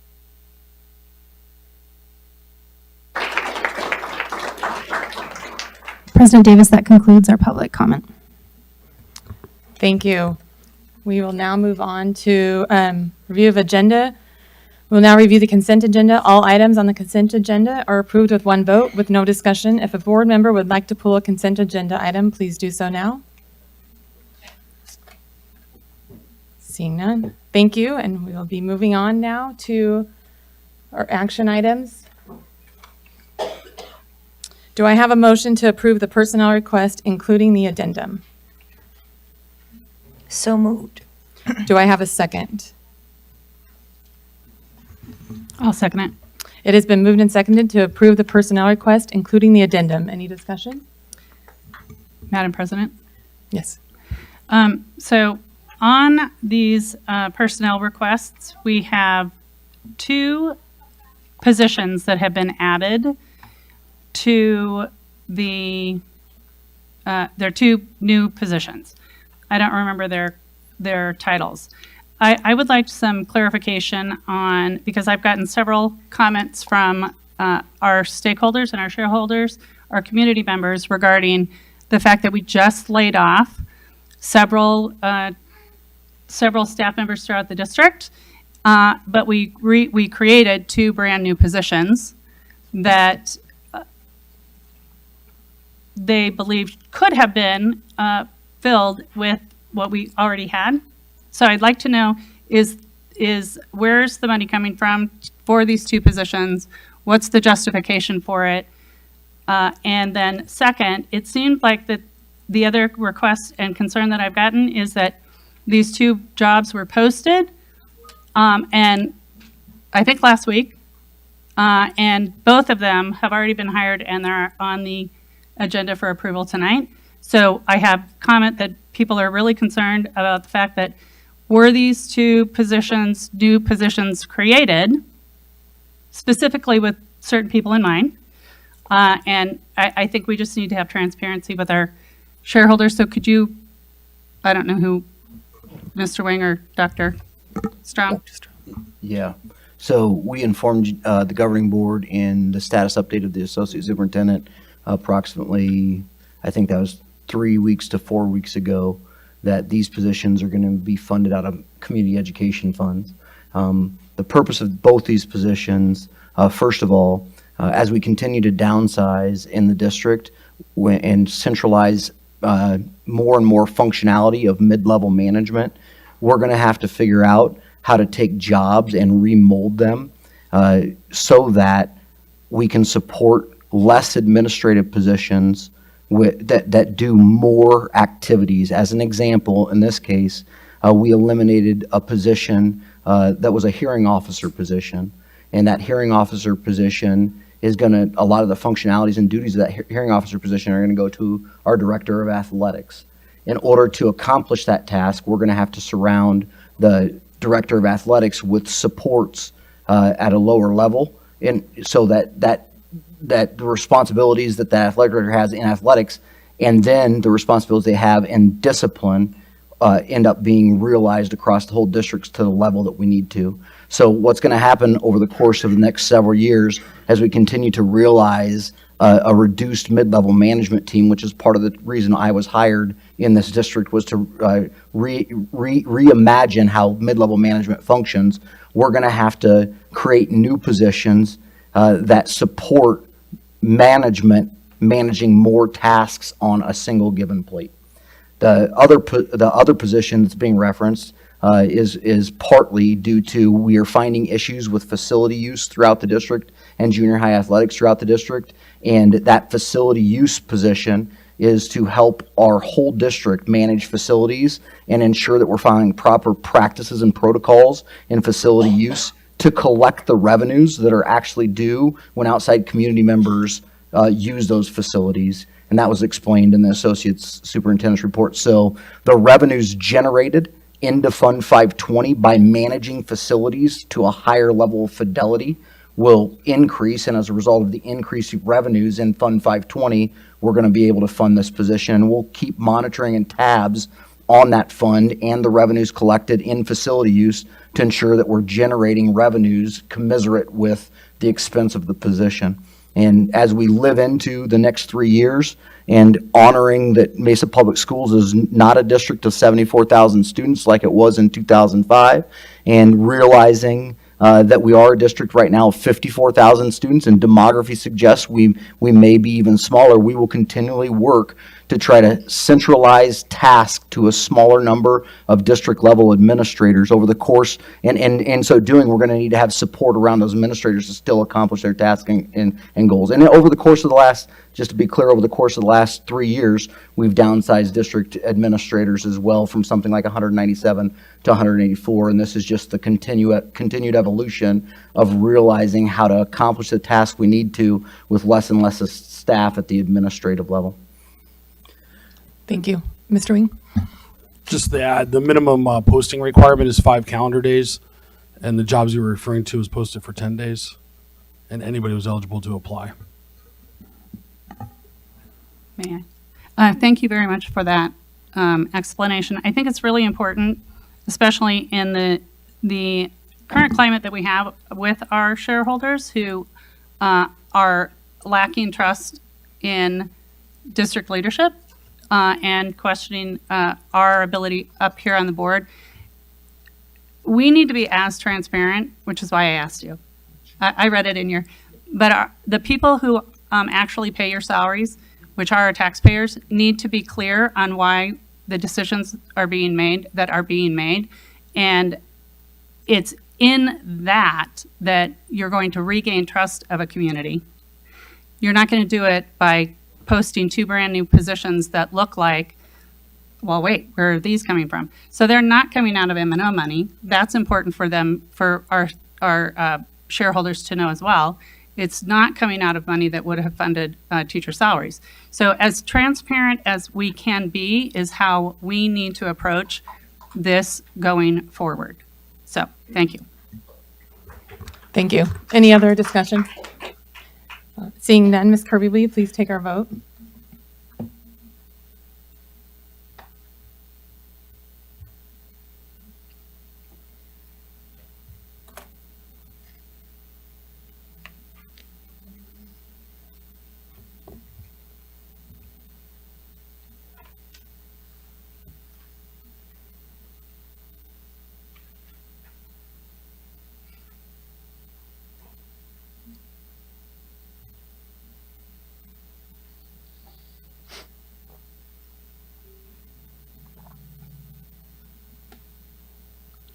With a vote of 5 yeas, you have approved the personnel request, including the addendum. With this approval, we would like to recognize an incoming principal, Dr. Forlis. Back to you. Thank you very much, Madam President, members of the board. If you'd like to join me in front of the podium or the dais, I've got someone special to introduce to you.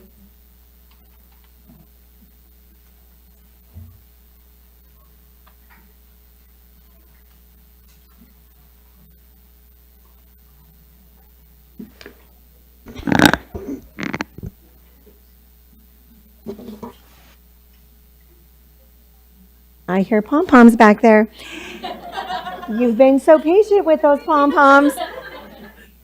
Madam President and members of the governing board, with tonight's approval of the personnel requests, we have an incoming administrator to recognize. Will Diedrich Martinez please come on up and join me at the podium? You are right behind me. Perfect.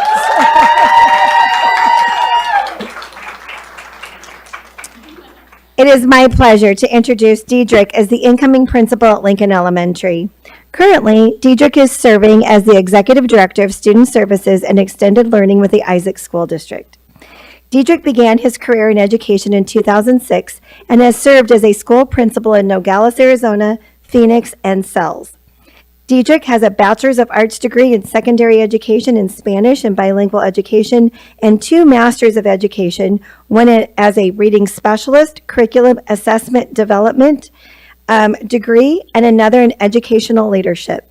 Business administration emphasis from the University of Arizona. He is currently a doctoral candidate in educational leadership with an emphasis on systems and processes from the American College of Education. Diedrich, a huge congratulations to you as you take your new leadership role in Mesa Public Schools. I don't want to do more bad.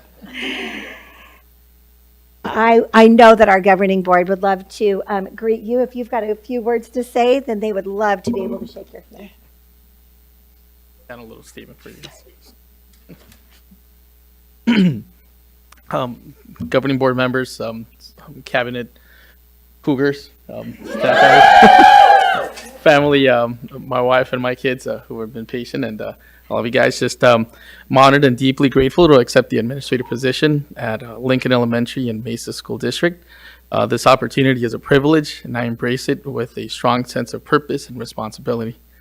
Guided by the mission of Mesa Public Schools to ensure every student is known by their name, served by the strength and need, and graduates ready for college, career, and community, I am committed to fostering a culture of excellence and opportunity for all of our students.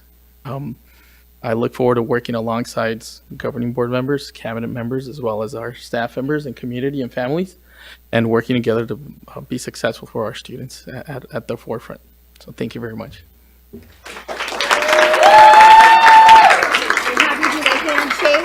bring your family in your picture, then all the cougars. Sound good? Okay.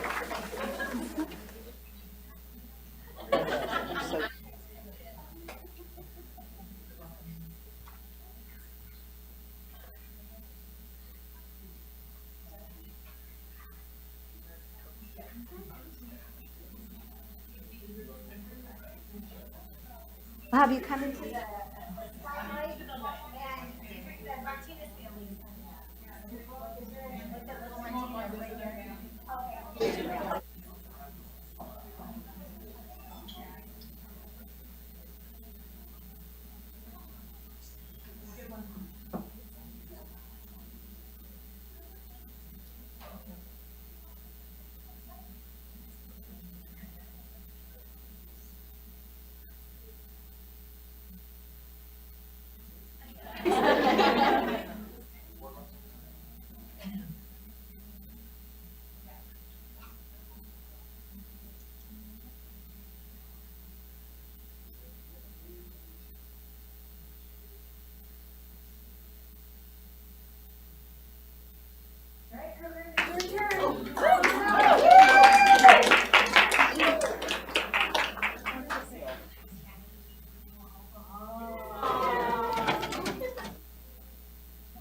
Yeah, I have to go in the bathroom.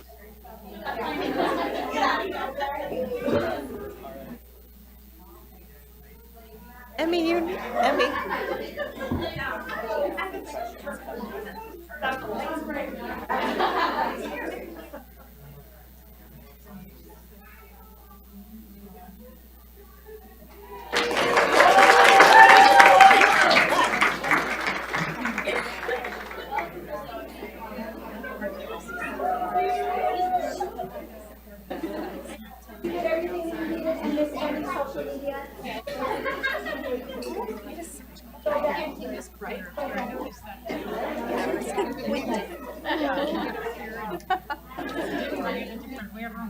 Yes. My office is like that, and my poor 72-year-old colleague is on the cold side. I'm like, let's just swap. That makes no sense. Okay. Consent agenda. Oh, one more.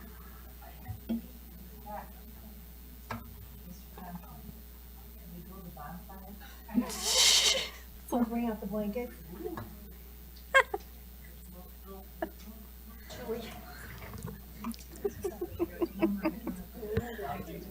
Thank you, Lincoln, for coming to support tonight. Do I have a motion to approve the 2025-26 Administrative Psychologist Renewal, Non-Renewal List? So moved. Do I have a second? Seconded. It has been moved and seconded to approve the 2025-26 Administrative Psychologist and Renewal, Non-Renewal List. Any discussion? Seeing none, Ms. Kirby, please take our vote. Don't do that so fast.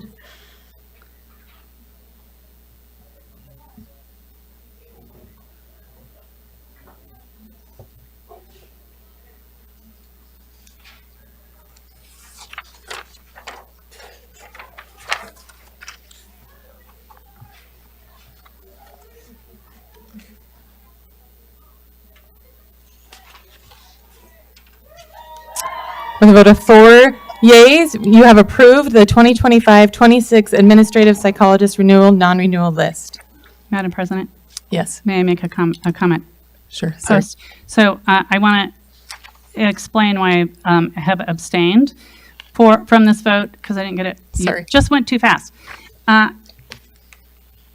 There has been a lack of student achievement for a decade in this district, and as a couple of our community members spoke earlier, no one's held accountable for that. So I believe it's ultimately leadership that needs to be held accountable for that, so I don't feel confident voting.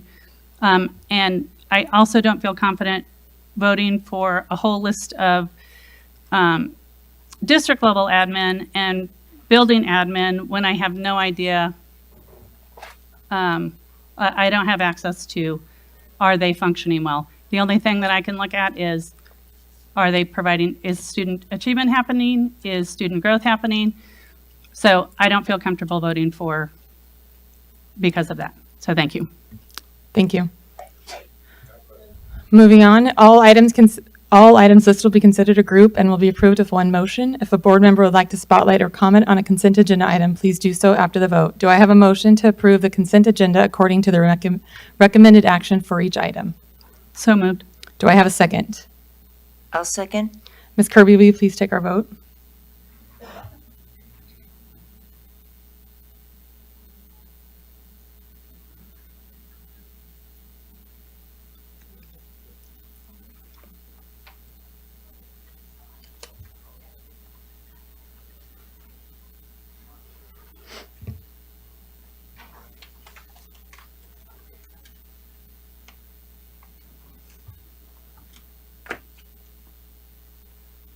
With a vote of 5 yeas, we have approved the consent agenda items according to the recommended action for each item. Let me get to Madam President. Yes. One of the items that we voted on was asphalt concrete and related services. I was just at Edison, and hopefully they're on the list for a parking lot redo, because their parking lot is just a portion of it, but it's a mess. Thank you. Tonight, we have an updated version of Policy 4-202, Staff Student Boundaries for first reading. Would any board member like to start a discussion on this policy as it reads now? So I have some questions. Do you want to go ahead? No, go ahead, Mrs. Walsh. So on this policy, one of the things that hold on a second, was concerned about was the language, and I didn't see it in statute, but it shows that we're adding the language under item 10, being alone with the student behind a closed door or in a confined space unless, and under B, it says the student's dignity or well-being requires discretion. I didn't see that in statute. That didn't look like legal language, so I was kind of concerned about what situation could that mean when we're talking about having a student be alone because of their dignity and well-being. Is this on the policy? Anybody? Yeah, does anyone know what this refers to? Or a situation this would refer to? I can make an example or give an example. That'd be great. The idea, well, I think what we heard was not to have a laundry list of exceptions, rather put it in a different twist. So school counselors, for example, were one of those exceptions where they would be with students. And so in my mind, that would be an example of dignity and well-being of the student. Also, maybe a student reporting something, maybe about an adult or something like that would be another cause for possibly being alone, like with the principal or something like that. Those are just a couple examples. I can tell you this was, sorry. Yeah. I invited myself up to the lectern. This, not the exact language, but the underlying reason for this was requested by our Health Services Department, mostly for the administration of certain types of medication that would require some privacy in the health office. Okay, that makes sense. So, yeah, I was just, when it's not part of the legal language, then we wonder if it's are we using language that's too broad? Is this up for like interpretation where that's going to cause a problem down the road? Those examples make sense.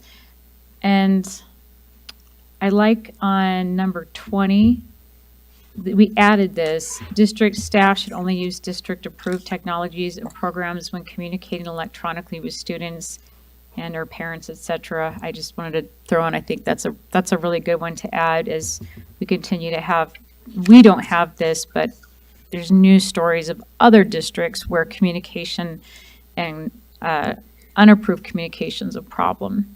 So those are my two topics. Thank you. Anyone else? Go ahead. Thank you, Madam President. I want to remind everyone that we shelved this and we got some input from employees who raised some concerns, particularly employees that were impacted by this policy. I'm very grateful that the employees' concerns were listened to, and particularly, I know some emails that I got. I'm seeing the evidence that the policy was revised, and I'm also grateful that the board's concerns of a laundry list was avoided as well. I think this policy is better crafted because of the input of the folks that were going to be impacted by this, who do the work, and I'm very appreciative of that.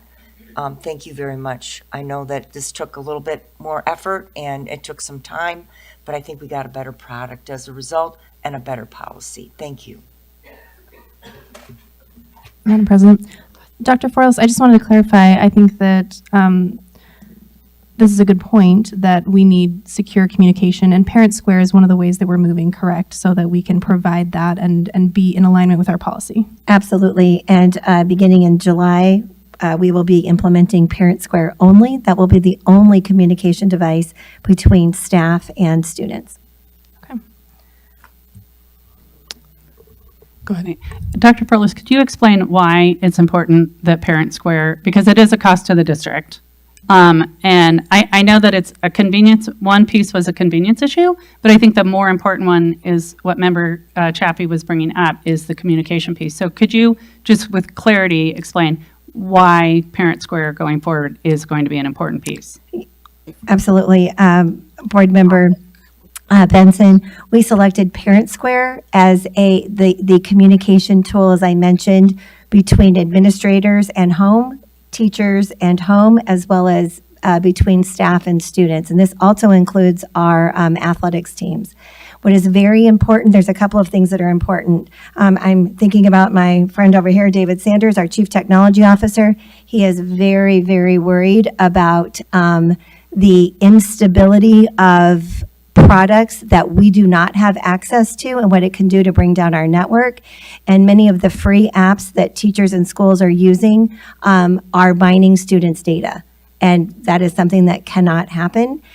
But most importantly, when we think about student safety, Parent Square gives us the ability that the principal will have access to see all of the communication between home or students and staff to be able to monitor that as well as a district view. So it is 100% about not only just student privacy, teacher privacy, but also about keeping our network secure and making sure that our data, our student data and our own staff data is held in private. Thank you. Any other? All right. Thank you. And I again want to echo the thank you to all those that worked to redraft this and come up with this new policy. So I appreciate it. We appreciate it. We will now move on to action items. Our first action item. Do I have a motion to approve the Memorandum of Understanding Future of High School Network? So moved. Do I have a second? I will second it. It has been moved and seconded to approve the Memorandum of Understanding. Any discussion? Madam President? Yes, go ahead. Okay, thank you. I'm impressed by this Memorandum of Understanding. MPS is one of 20 schools in the nation that was selected to apply for this opportunity. What I like about it is that it provides support. Support for teachers and staff, for data collection, and what it gives is access to professional development, networking, resources, software. One of the many things that we heard in public comment is support for our teachers. And this is one way in which this grant could possibly get us that kind of support. The idea that software, resources, and being in a cohort with 20 other selected schools throughout the country, I think is a very exciting opportunity. And I'm hoping it's one that the board can support in support of our teachers who are trying to move the needle on student achievement and student outcomes. Thank you. Ms. Chaffee? Yes, I had some clarifying questions for Dr. Isas. Who will serve on this executive team as laid out in the memorandum? Madam President, Member Chaffee, we have a steering committee that needed to be identified for the application that we brought to the board in December. And so that's members of our teaching and learning staff. Dr. Mallerwine is part of that as well. And then once the MOU is signed, if approved, then the districts will come together in a convening in June, and that's when affinity groups will be selected based on the topics. And at that point, then it'll go back to the schools, and then schools would select those members of stakeholders, teachers, leaders, community members, et cetera, depending on those topics that come from that convening. Are there any teachers on the steering committee? No, not at this time. They had specific roles for that steering committee. That were laid out by Carnegie Foundation? Yes. Awesome. And what will the $100,000 fund? So as the MOU states, it'll provide support for professional learning, access to tools. It's really to help identify deficiencies in our educational technology system. So earlier you heard comments about the Carnegie Foundation, Carnegie, which has been around since 1906. That's our unit of credit used in high schools and post-secondary education. That defines 120 hours. And in Arizona, we actually have seat time flexibility where we're looking and already utilize in some of our schools that instruction can happen outside of the classroom. And so this is really also helping identify what tools we can use to look at evidence around student learning and help prepare them for the future. So the honorarium will help with the professional learning, help with the travel for that, convening, any work that's teachers, for example, would do outside of their contract, et cetera. So some of this $100,000 will go directly to teachers outside of the steering committee? Oh, absolutely. Mm-hmm. Okay. And Dr. Strom, does this partnership provide data collection support? It does, and one of our efforts in Mesa Public Schools over the course of the next 5 years is going to need to be to increase our data flows and our data systems from siloed data systems into central source data systems. And Carnegie is going to help us realize how to do that to the best of our abilities. Any other discussion? Questions? Oh, yes. So, and I understand that, some of the good things said. One of my issues is this evidence-based innovation. Every time in education, anything that's evidence-based is we don't have historical research, but we're going to use the participants to get our evidence for our current research. And in reading through the contract, that's what it looks like we're doing. So I have an issue with the data mining. I have an issue with implementing these big changes in our schools, and then also inviting this other organization in to sort of steer it, when if we can't do it ourselves, then we shouldn't be doing it. If we don't have the support to do it, if we don't have the finances to do it, then we shouldn't be making these changes. I don't think we should rely on an outside organization to make something work. If we don't have the talent and skills, then we need to work on that first.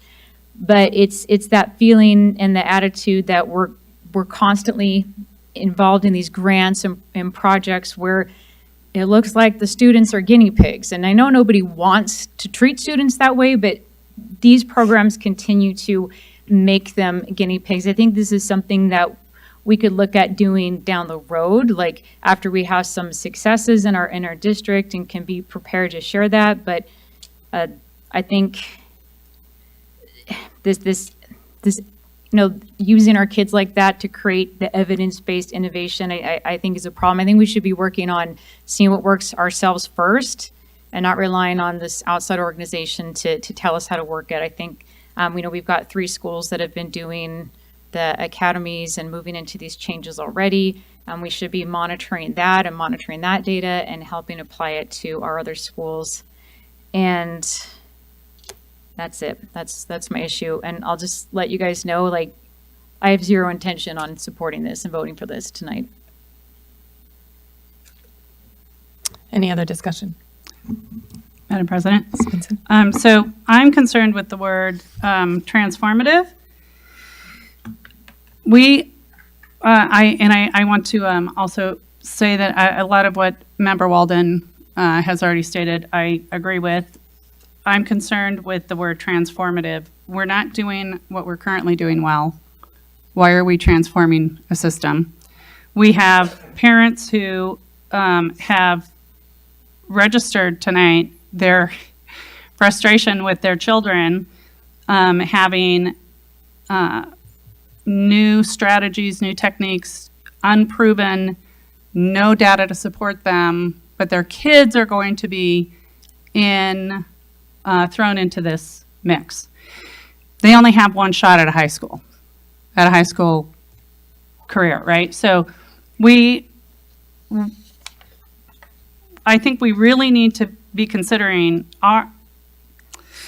and the reason that we were offered this, I believe, is because we have stated that we're going to have college and career academies on our campuses. Had we not done that, we wouldn't have been offered this, is my assumption. Is that correct? I think the grant itself is really around competency-based and personalizing learning for our students. And I'm not sure if you're aware, but at the Department of Education in Arizona, there are actually teams that are developing standards, high priority standards around competency, similar to the work that we've been doing. They just came after us. And so our teams have been highly involved in that work with the State Department as well. So this grant will support the metrics that you're exactly talking about with those 3 schools that have been implementing block schedule. The College and Career Academies is separate from that. The block schedule is a method to develop or implement that model.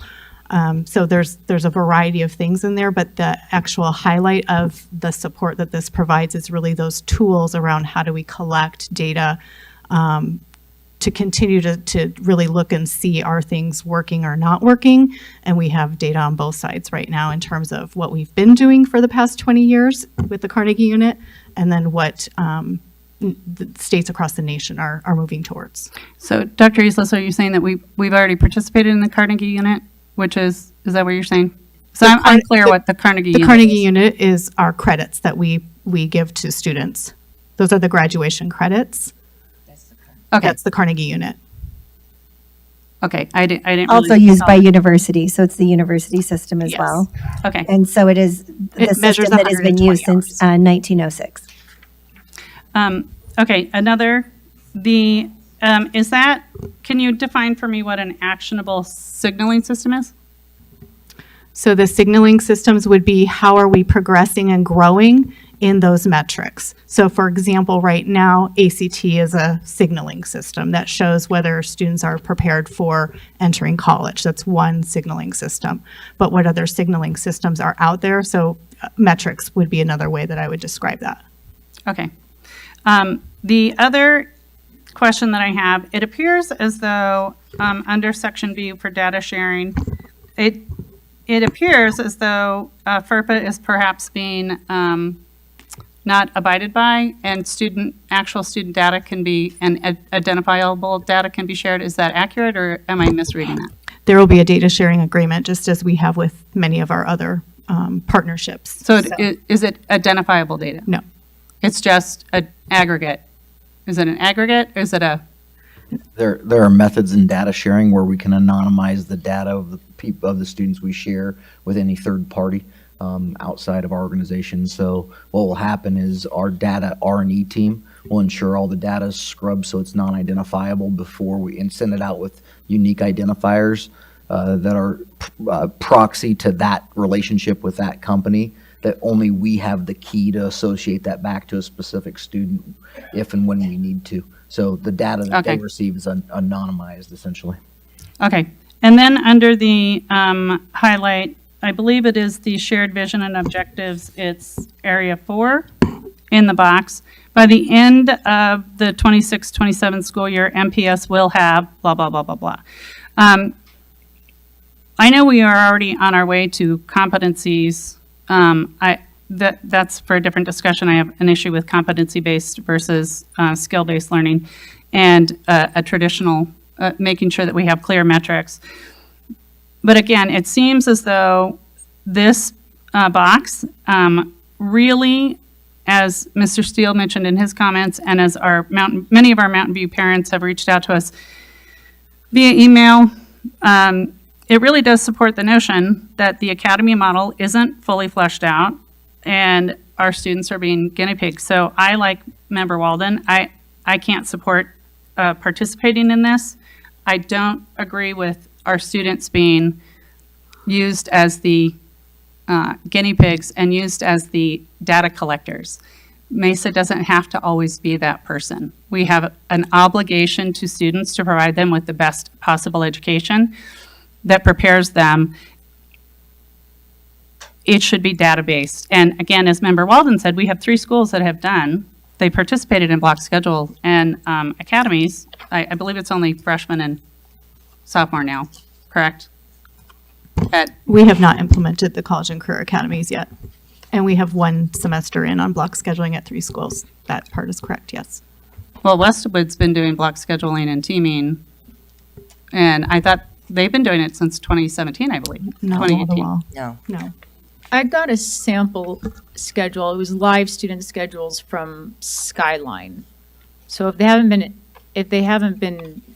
didn't do any academies, then how are those live? It was like there were 3 students. These are students participating in the academies. This is what their schedule looks like. But they're No, not they've been doing it. block schedule this past semester, but we Those- have not implemented the college and career academy model yet. Okay, so why did I get a sample transcript that said, here's 3 students and their schedule if there's no academies? Like I've been sharing that There's with people freshman teams. as an that might example of be. what academies look like, but it's not an example of what academies look like then if they're not doing it. Where'd that come from? I'm not aware of the example you're Okay, talking about. I'll forward it Okay. to all of you.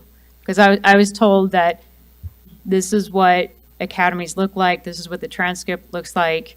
You can't, it looks like a normal high school schedule, but it was not a sample, it was 3 students from Skyline with, their information redacted. So I'm just confused because I've been sharing that as an example of the academies. Board Member Walden, Skyline is further along in their academies in their first year of implementation than Westwood or Dobson. But Skyline has organized some courses into academies. They are not at the full-blown academy that we will be seeing moving forward. Okay, well, I'll send it to everybody because it looked really good, but if it's not an example, then It is a first iteration example. Okay. Sorry, I didn't mean to interrupt you. No, you're fine. Board member. You're Benson. good. So I want to follow up. Are you suggesting that if we don't participate in Carnegie, which I'm not a fan of Carnegie, just so you know, they moved education to schooling rather than education. But are you saying that our teachers will not have access to the ability to implement or training if we don't participate in Carnegie? No, we're already training. We're already participating. And I'm not sure what you mean by not participating in Carnegie, because we have to have the Carnegie unit. That's the credits that we. No. I mean, with this memorandum of understanding, going forward with what you're asking us to vote on, the future of participating in the future of the future high school network.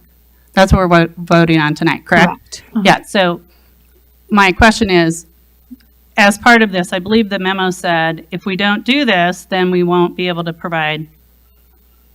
Let me look at it real quick. If not approved, the future of high school network members are provided $100,000 to cover costs of participation. If it's not approved, MPS leaders and educators will not be able to engage in high-quality professional learning and support to increase student engagement and greater readiness for life after high school. So, as Member Walden mentioned earlier, do we not have people in the district that can provide high-quality professional learning to support our teachers? Yes, I think that's referring to the professional learning with the network. That's identifying those metrics and tools, the deficiencies in the technology tools for those metrics. That's the professional learning that we wouldn't be able to access because we wouldn't be part of the network. We would have professional learning around engagement and instructional design and all the things that we've been working on already with our teachers, but that specific professional learning we would not have access to. And that's the ability to gather data as to whether or not our approaches are working? Is that the metric? With those specific tools that the network is going to be providing and taking a look at across the nation, we would not have access to that. Okay, so can you explain how that might be a detriment going forward? Because we just wouldn't have the support of the network, and as the nation moves towards these models and collects different metrics, we wouldn't be participating in that. And I feel like, though, that's kind of the issue that some of our community has. Like, I've talked about, I'm supportive of reimagining high school, and I won't get into that because that's not on topic here. But, one of the concerns and what I feel like this grant discussion is kind of exposing is that, we're told we've got other high schools doing this. We went around the country and looked at other schools and gathered data, but at the same time, like, this grant is sort of showing that we don't have data that what we're doing is going to work. And that's concerning, right? Because now we're saying we're not going to have access to, if we don't approve this grant and data mine the kids and share all this data with these other schools, we're not going to have the right tools to track if something's working. But if we have no idea if something's going to do any kind of improvement, are we just throwing things at the wall again? Because I feel like the message that has been delivered time after time in the board is, and even to some of the parent meetings, is that these programs are 6 years in the making. It's been thoughtful study. We've researched it, but now it sounds like we have no idea if our programs are going to work.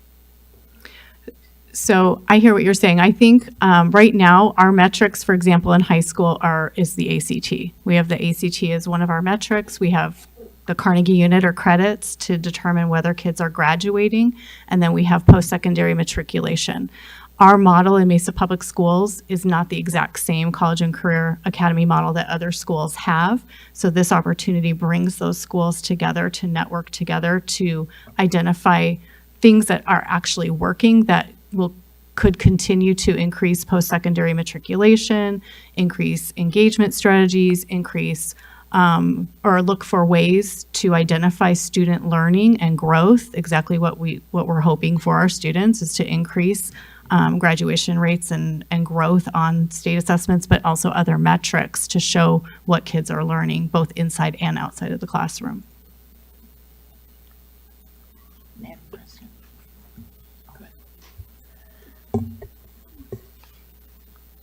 As I've listened to community members and read the emails of parents and listened to parents tonight, there were some major themes. We're not moving the needle on proficiency, and that has been an issue for a very long time. What we're doing is not resonating with students. It's resonating with some students. Don't get me wrong. Point of information, I think this is off the agenda topic, No, talking about I'm- proficiency. No, And please let me finish. Okay. Thank you. We are trying something different, at least in 3 of the high schools, and a 4th will come on board. Parents have asked us for data. They've asked us to be fiscally responsible. I see an opportunity here for some support, some financial support, but also some networking support with other districts that could possibly support the work that we're doing. I also need to remind folks that what Dr. Eastlis just said is that this model is a Mesa model. It is, we did not take a model from Kansas City or San Diego and plop it down at Westwood or Skyline. They were ideas that were gleaned and principals met with their parents, with their students, and we've got a Mesa model.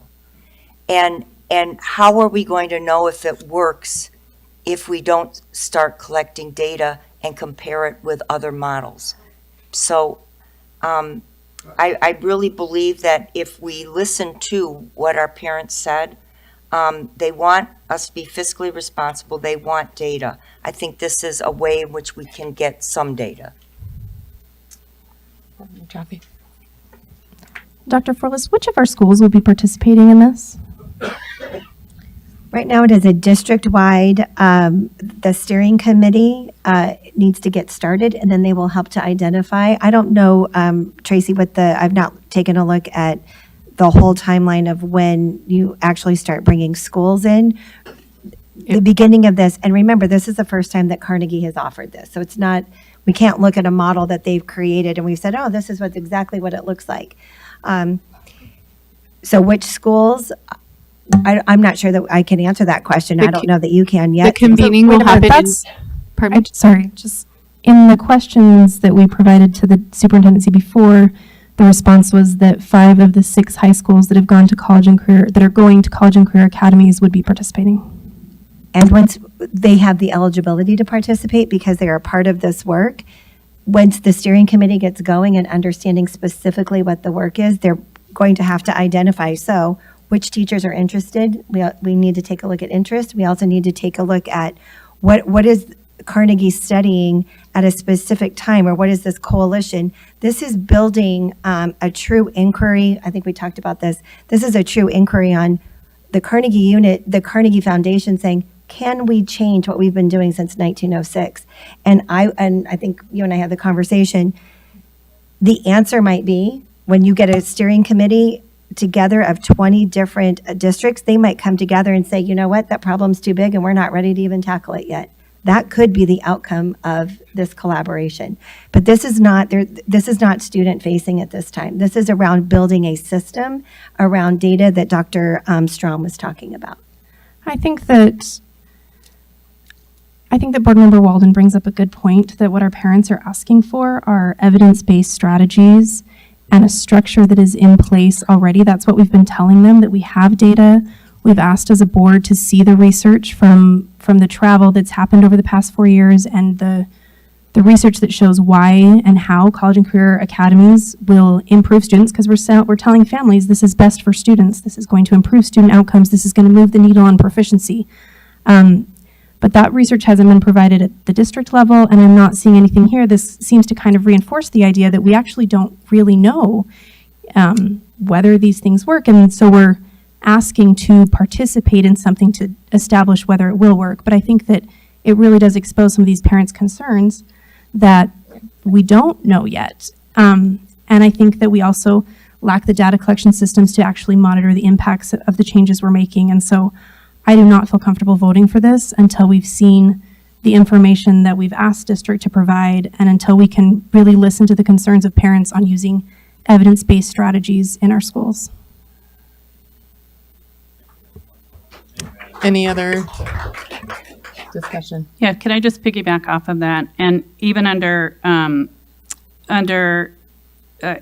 page, leading into page 4, the first paragraph, it says, using research methods to learn whether or not the changes they're pursuing will lead to desired outcomes.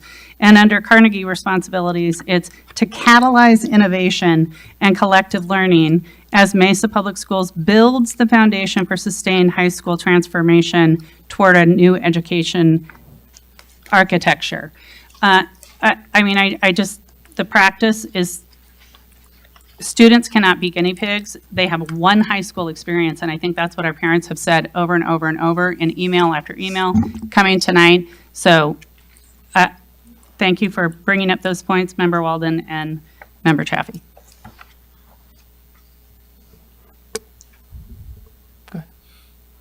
I want to remind board members that we heard from one community, and there are other communities that are doing the work.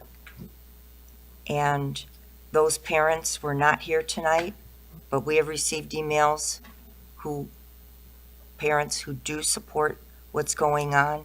And frankly, a lot of parents who have sat at a kitchen table with kids talking about their futures, and they don't know what they want to do when they leave high school. That motivation needs to be there. And we've got 3 schools that are fully involved in this and a 4th that's coming on board. I wish we could give them the tools to do the job. If we're not giving them the tools to do the job, then we shouldn't be rolling forward. I don't think that a grant from Carnegie is contingent upon our success as a district. One tool that can be used. And just to remind everyone, we're voting on a grant. We're not voting on programs. We're not voting on any of that. And I think, again, it's just a point of information that we need to stay on the agenda item of, do we want this grant, and what is this grant going to do for our district? And do we want to, like my issue is just with this data sharing, are we saying we want to let our kids be the guinea pigs, but then share all this data nationwide and be part of this? I don't see the reason for that, but just that reminder. And Member Hutchinson, twice now you've said 3 high schools are fully on board and a 4th is coming on. I'm confused by that. Can you clarify because that's not what we've heard tonight. What I heard from Dr. Forlis and from Dr. Eastless is that nobody's fully done the career, right? We've only done fast teams in 9th grade, and 3 of the schools have done block scheduling, but you just said nobody's done career. Not the full career and college and career academy model. It's only, and 5 of our 6 schools next year. Yeah. And at the only sophomore 3 schools have implemented block schedule this past semester. And at the sophomore level, they've done, I know Westwood has teaming at least at the sophomore. And so that is what I'm assuming. Okay, thank you. I visited with 4 principals of the schools that are involved, and each of them have given me their academies, the academies that they have designed for their schools, and they've shared their block scheduling ideas and how they rolled it out with their students. So we have 4 schools that are either in the process or actually doing the work, and a 5th that will come on board. And I've talked with all of those principals, and they are doing the work. Any other discussion?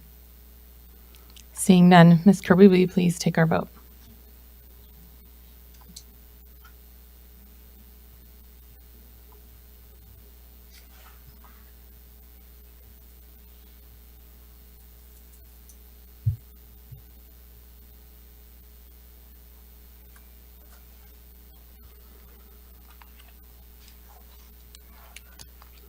With a vote of 2 yeas and 3 nays, we have not approved the memorandum of understanding of future high school. Do I have a motion to approve a contract increase for $75,000 for athletic supplies? So moved. Do I have a second? Second. It has been moved and seconded to approve a contract increase for $75,000 for athletic supplies. Any discussion? I have a quick question. In the memo, it said we have to purchase football helmets every 10 years. Is that right? So I am assuming that the technology of the helmets improves safety and security of the football players' brains. The answer is maintaining football helmets is one of the primary areas where we can make sure that we follow great concussion protocols for students, including, by the way, we do recondition these helmets on an annual basis as is required, so they're certified on an annual basis. Any other discussion? Any other discussion? Seeing none, Ms. Kirby, will you please take our vote?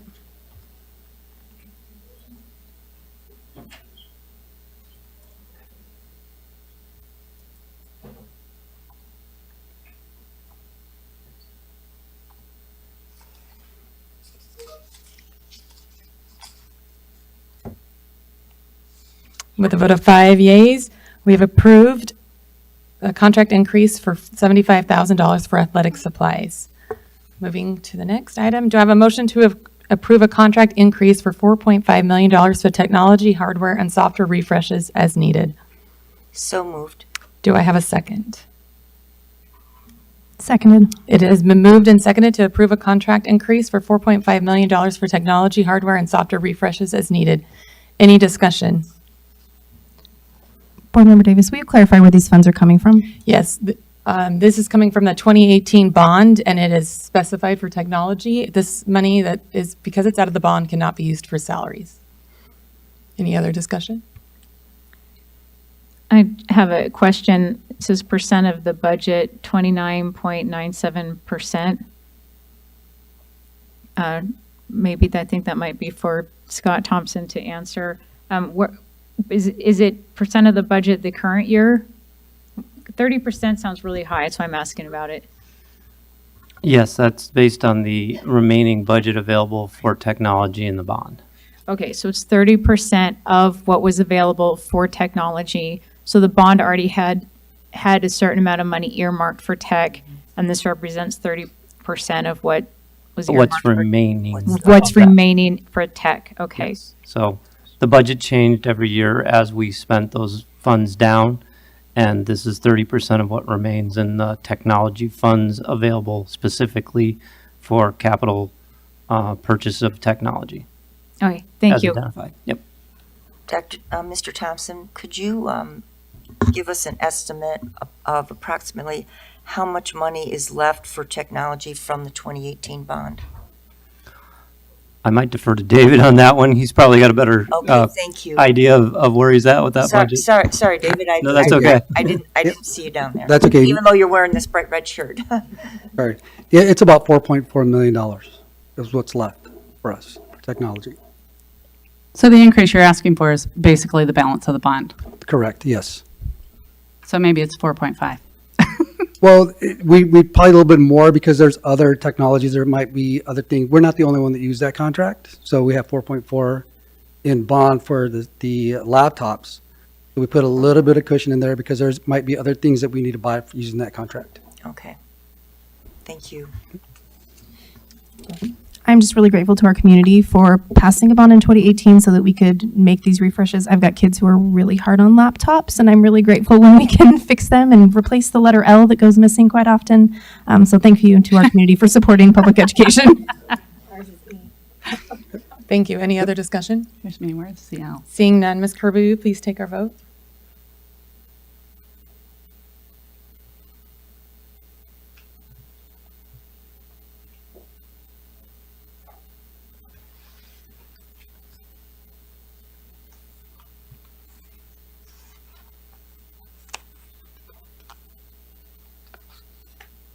With a vote of 5 yeas, you have approved a contract increase for $4.5 million for technology, hardware, and software refreshes as needed.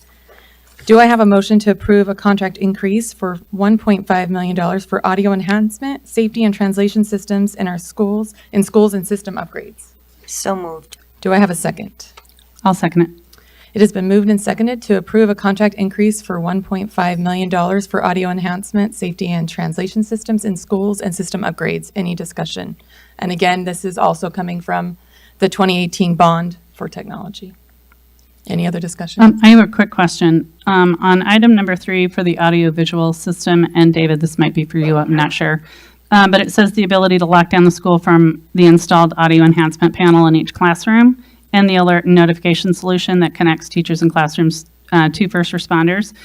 When I was still in the classroom with the new system that we have, if I did not have all of my students in my classroom, there was no way for me to know whether or not somebody else had swept them up into a classroom and they were safe. For example, if they had been on recess or whatever. Is that going to fix this? Because to me as a teacher, that was concerning. If I didn't have all my students in and we went into a lockdown, I had no way of communicating with the office because my computer was totally locked down and I couldn't. Is that going to take care of this? It will. It does have that capability the teacher can say who she has in the classroom and report based on attendance that day. Will say, report back to the principal or that site administration to say who is there. But yes.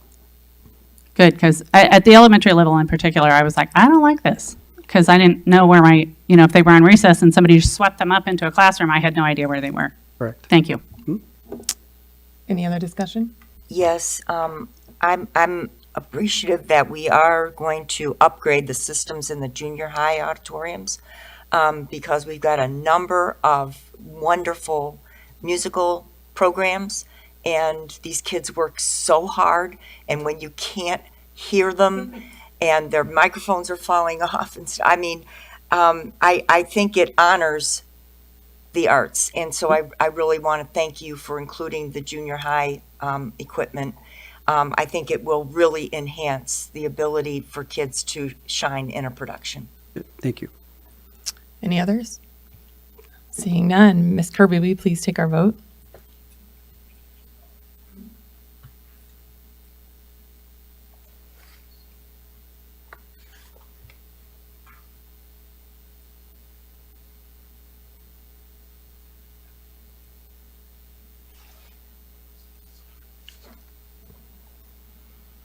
With a vote of 5 yeas, you've approved a contract increase for $1.5 million for audio enhancement, safety, and translation systems in schools and system upgrades.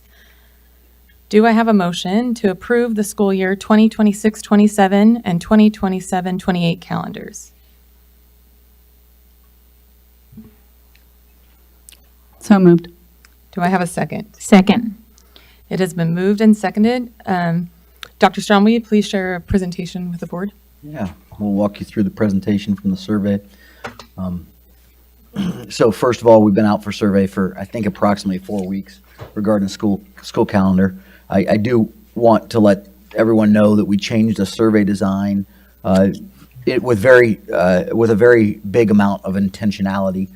In prior years, the survey design was such that several alternative calendars were provided.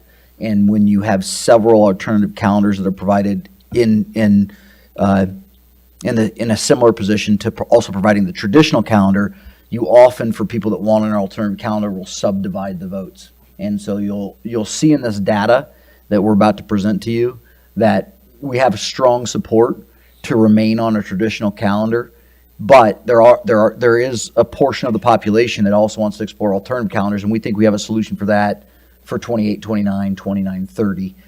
So here's the survey results.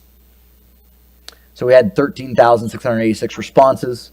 The sample size across these categories is different. Obviously, there's not as many school administrators and district administrators as there are classified staff and non-MPS employees. That's your parents and community. So we bolded the 750 responses or higher to delineate to you, hey, these are our large groups. Classified staff are strongly saying, let's stay on a traditional calendar. This is not something we didn't anticipate.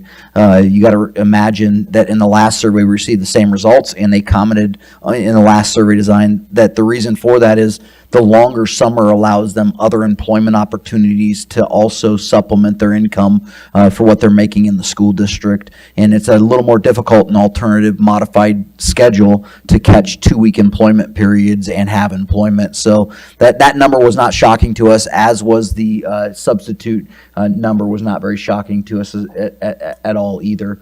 The parents are saying 66%, hey, let's stay on a traditional calendar. You got to remember, Mesa Public Schools has a wide variability across the whole entire district in terms of socioeconomic strata and income levels.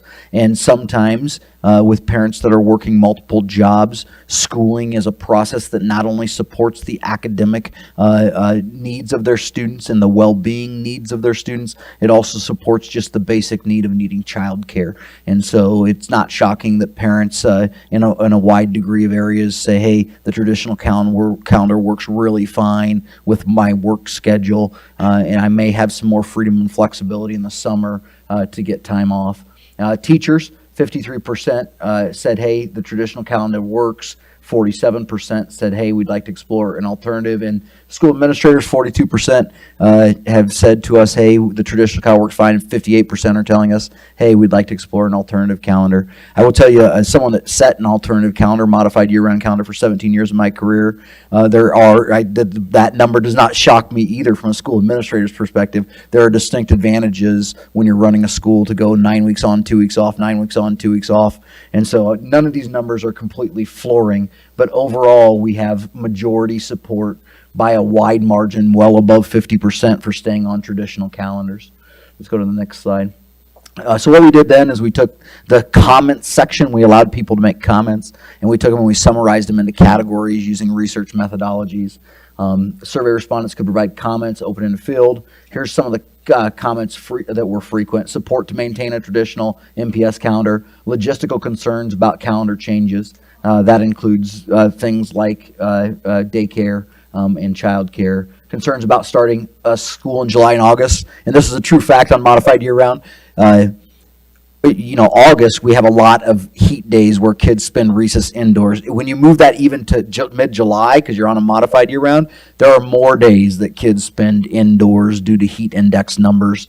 And so there's a lot of parents saying, we want our kids to be outdoors and playing during recess periods, and that's more likely to occur when you're on a traditional calendar and not going to school either in June, if you're running late on a modified year-round, or in July if you're starting early on a modified year-round.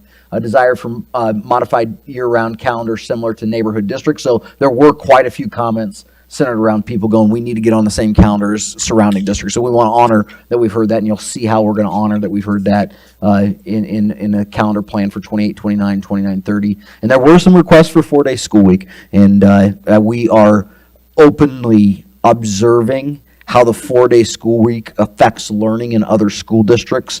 And the initial research on academic outcomes for kids in 4-day learning weeks is not suggesting large positive gains. I'm not telling you it's suggesting negative gains. I'm just telling you there's not large positive gains out of that. Kids only go to school approximately 144 days in a 4-day school week. So I would say if we get in to that realm, it's going to take probably a 5 to 10 year approach of learning and listening and observing what's happening in other districts in order to pivot on that. And it'll take several iterative conversations with the community and the school board to move down that. But we did have quite a few comments on 4-day school week.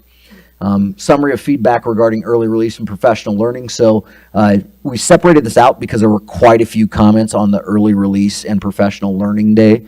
And frustration with early release Wednesdays was apparent in the open-end comments field. Preference for Friday or Monday instead of Wednesdays was prevalent in comments, and eliminating or reducing early release time was prevalent in the comments as well.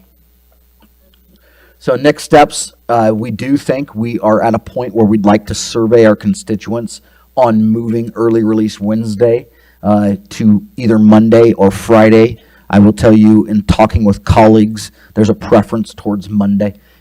because Friday, it's very difficult to convince teachers on a Friday afternoon to be really super engaged in the professional learning process. And then there is conversation with reducing the length of time on half days. And remember, Mesa Public Schools didn't always have a 2-hour professional learning release. It used to be, if I remember right, a half hour at one point, an hour at another point. And so that's what they're mentioning when they talk about this reducing the length of time. I did put caution in there, and the caution is this: equitability of planning time. And I said this in my interview for this job: time, tools, and training are 3 things that we constantly need to pay attention to for teachers. If you don't have time for them to plan, if you don't have training for them to get better at their craft, all right, if you don't have the tools, the curriculum, the resources needed to provide the learning outcomes that they need, you get yourself in trouble quickly.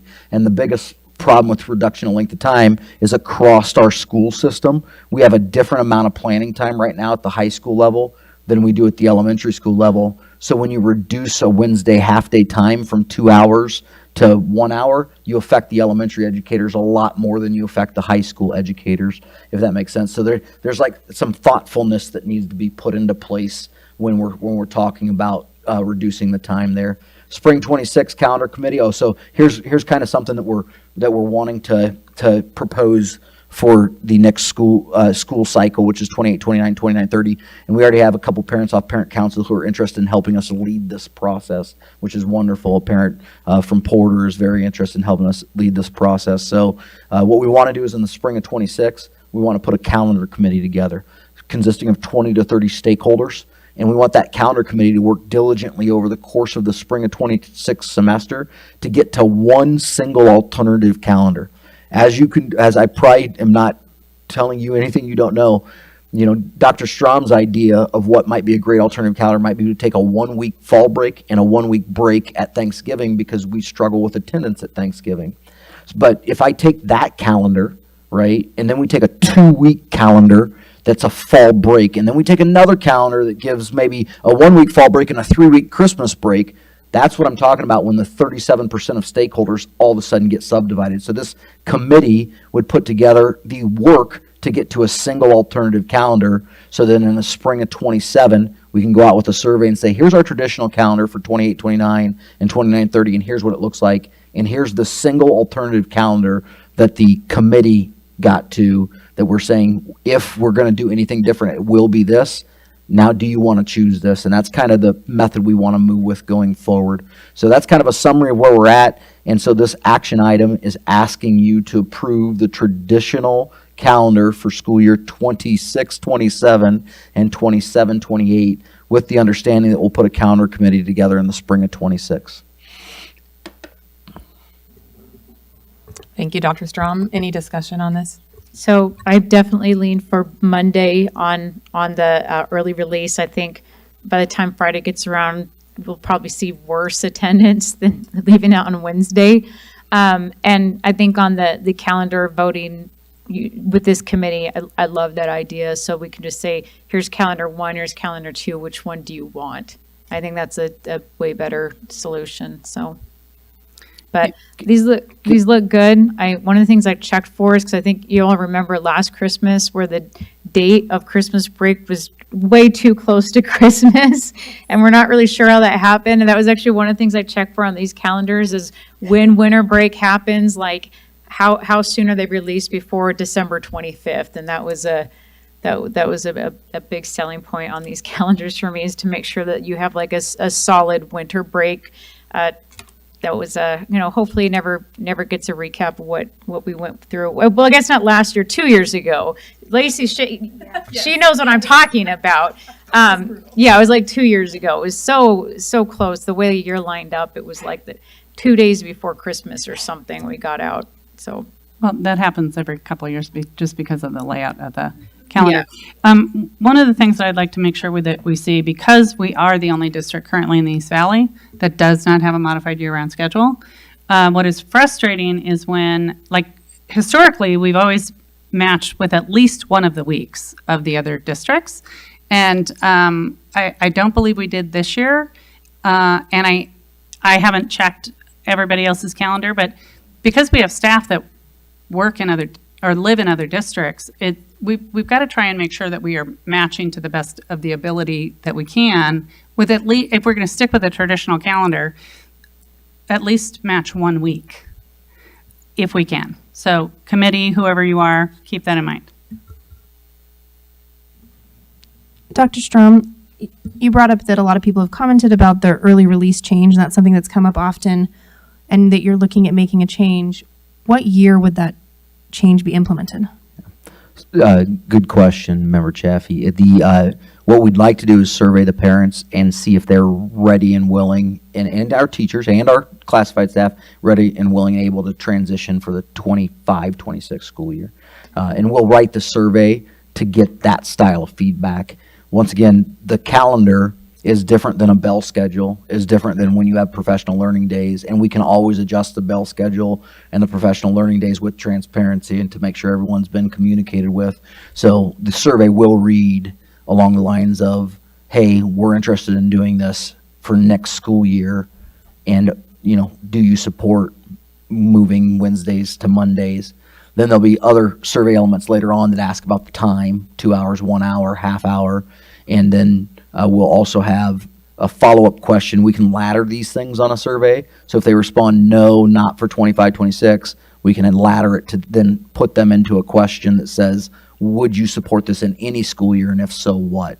Does that make sense, Gia? So we're going to try to design the survey so that people understand we're trying to get this accomplished for next school year. Yeah, I appreciate the transparency and the thoughtfulness. My feedback is, I think a lot of people do want to make this change, but making this change in July 31st is difficult for people with childcare who already have existing work agreements for childcare. It's difficult if you have a child in lessons or sports activities, because a lot of those we've already started registering for. And it's difficult if you own a small business, like you teach music out of your home. You've already set up that structure. And so I think for our community, we really need to be thoughtful about the community impacts, like when have people already scheduled appointments? And, when you schedule your pediatrician 6 months out. And I think that our parents plan ahead, a lot of them, for childcare and other things. And I worry about that starting July 31st. And we know it's hard to communicate to all the people and let them know when change is happening. I have a couple of questions. First of all, if we are the only district in the East Valley that doesn't have the modified schedule, the modified calendar. You are from many different districts in the East Valley. You've been employed by those districts. Why did so many other districts adopt the modified calendar? What was the reasoning? So I can speak to Chandler, and one of the reasons primarily out of the gate was something at the time that was understood to be codified as like summer learning loss. Recent research has suggested that a lot of the summer learning loss articles that were published 2 decades ago are not necessarily valid research because of the assessment tools being spring to fall measurements. And so one of the distinct reasons that school districts moved was to reduce summer learning loss. And we know now something they didn't know 20 years ago, which is, the research is now suggesting that it's more a factor of students being actively engaged in the learning process and testing process in the spring versus in the fall. It feels more like a pretest. And so some of the learning loss that is referenced in research is solely because of the administration techniques of assessments. And I can send you on those articles if you're interested in reading them. And so that was a primary driver 20 years ago.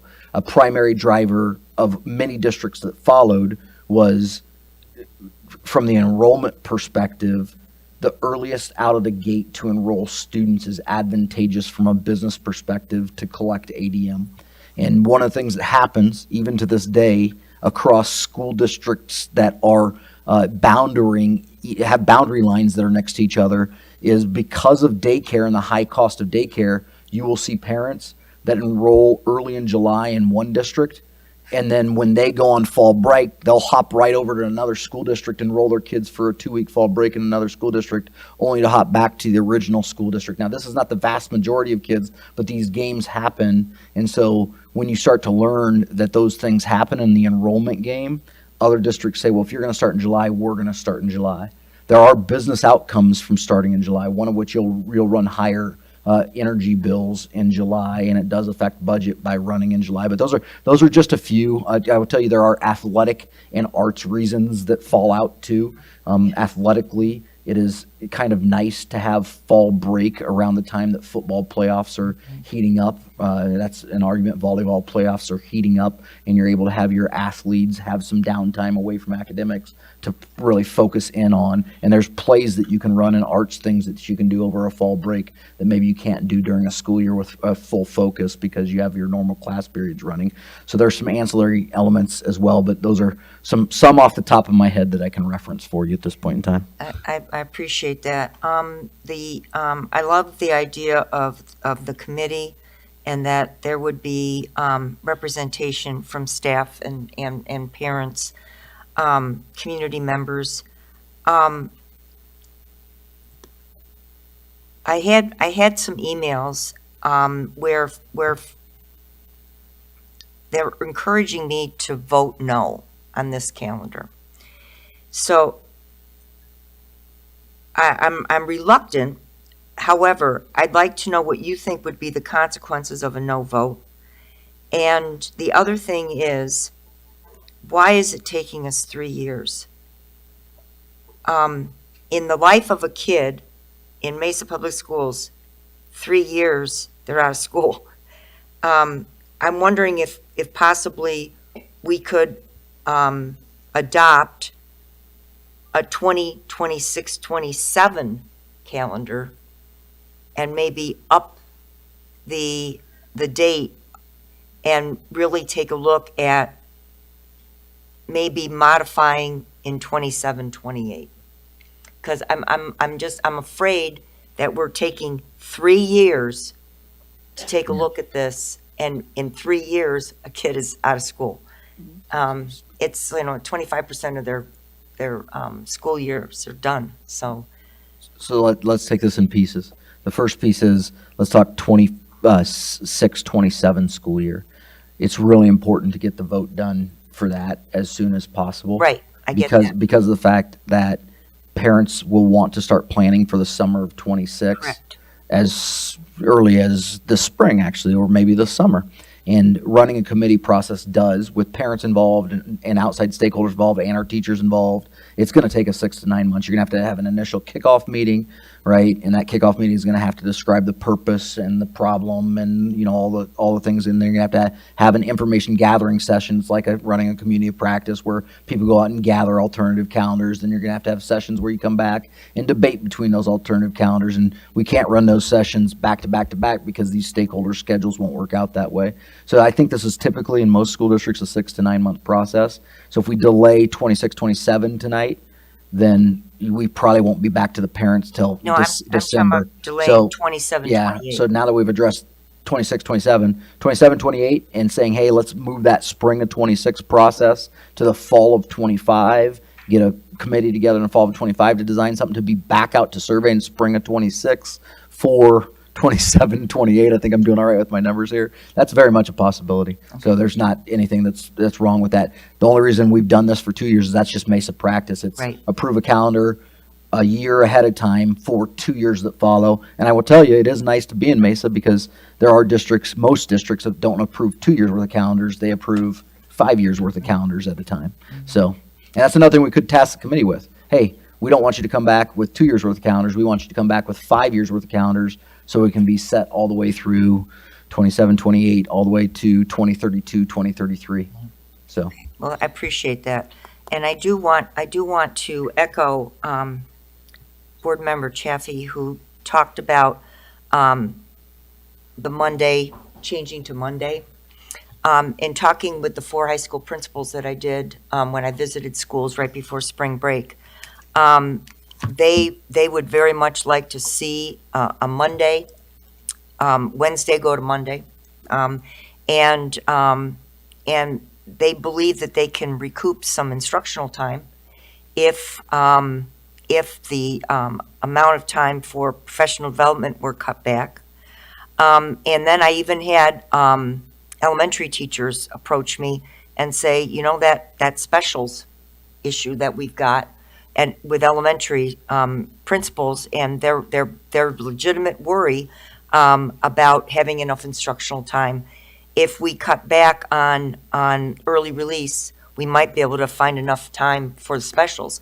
So whether it's in support of block scheduling and recouping some of that instructional time that got lost, and or the specials at the elementary level, I think it would be really wise to take a look at this and take a look at it quickly. And I couldn't agree with you more.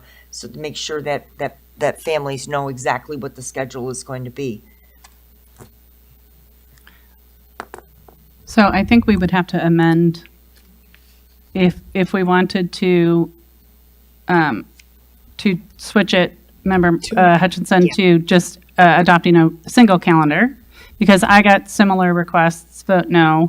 One of their frustrations that many people, or the people that reached out to me, they were frustrated that they didn't actually have an option, that it was just the traditional calendar. So we would have to amend the motion, correct? Yeah. Mrs. Kirby? And Dr. Strom, would the 6 to 9 month process of being able to provide a traditional, like we already have the traditional for whatever year that, what would that be, 27, 28? We already have that, I would assume. We could work off that.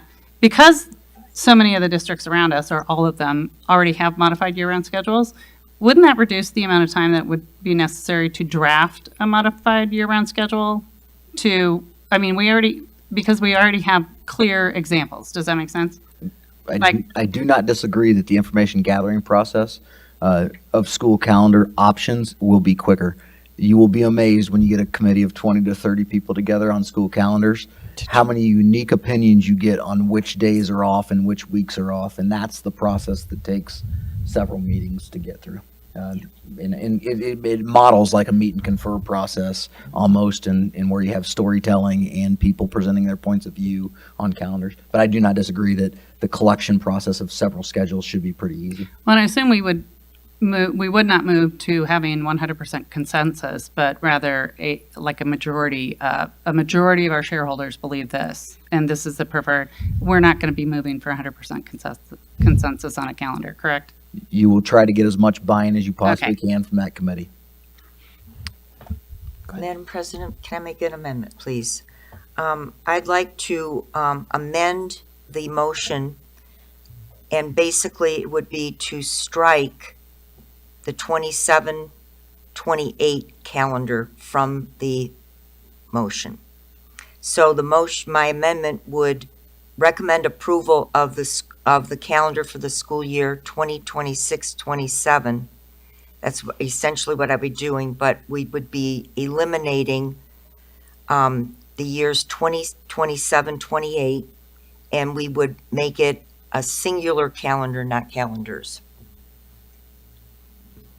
Ms. Kirby, does that make sense? So recommend approval of the school year 26, 27 calendar. Basically, right.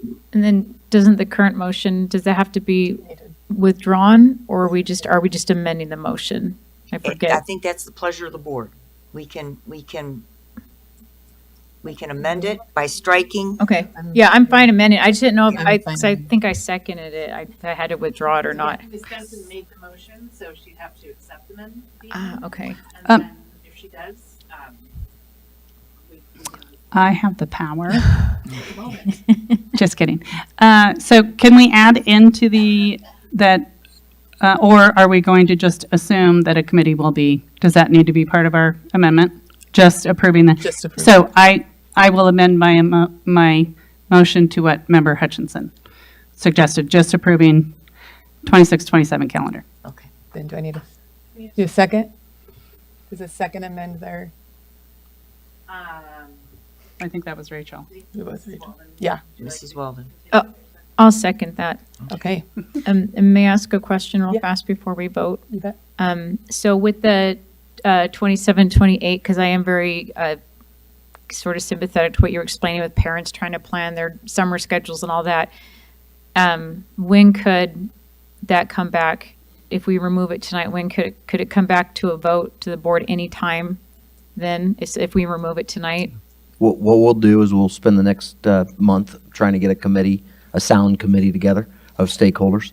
And then I will probably task the new chief of staff with the ability to run that committee along with along with the Porter parents and the couple parents from parent council that are interested. And we'll try to start in July with that committee, and we'll try to have their work finished hopefully by November, December, so we can have either a December vote or a January vote if that timeline works out for the board. Yeah. I just don't want to put have it get delayed and then families are in a bind because they have no idea what their summer is going to be. So, all right, thank you.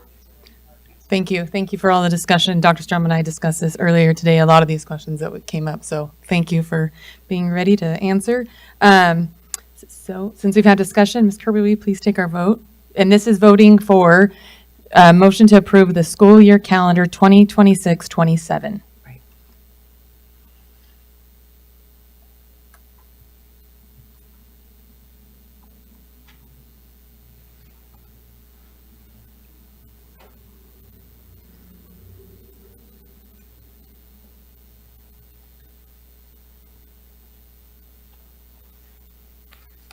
With a vote of 5 yeas, you've approved this calendar for the school year 2026-27.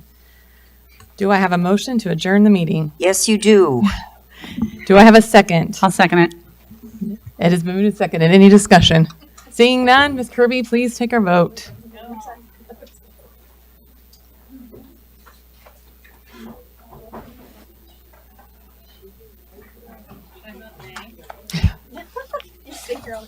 Get outvoted. With a vote of 5 yeas, the meeting is adjourned. Thank you.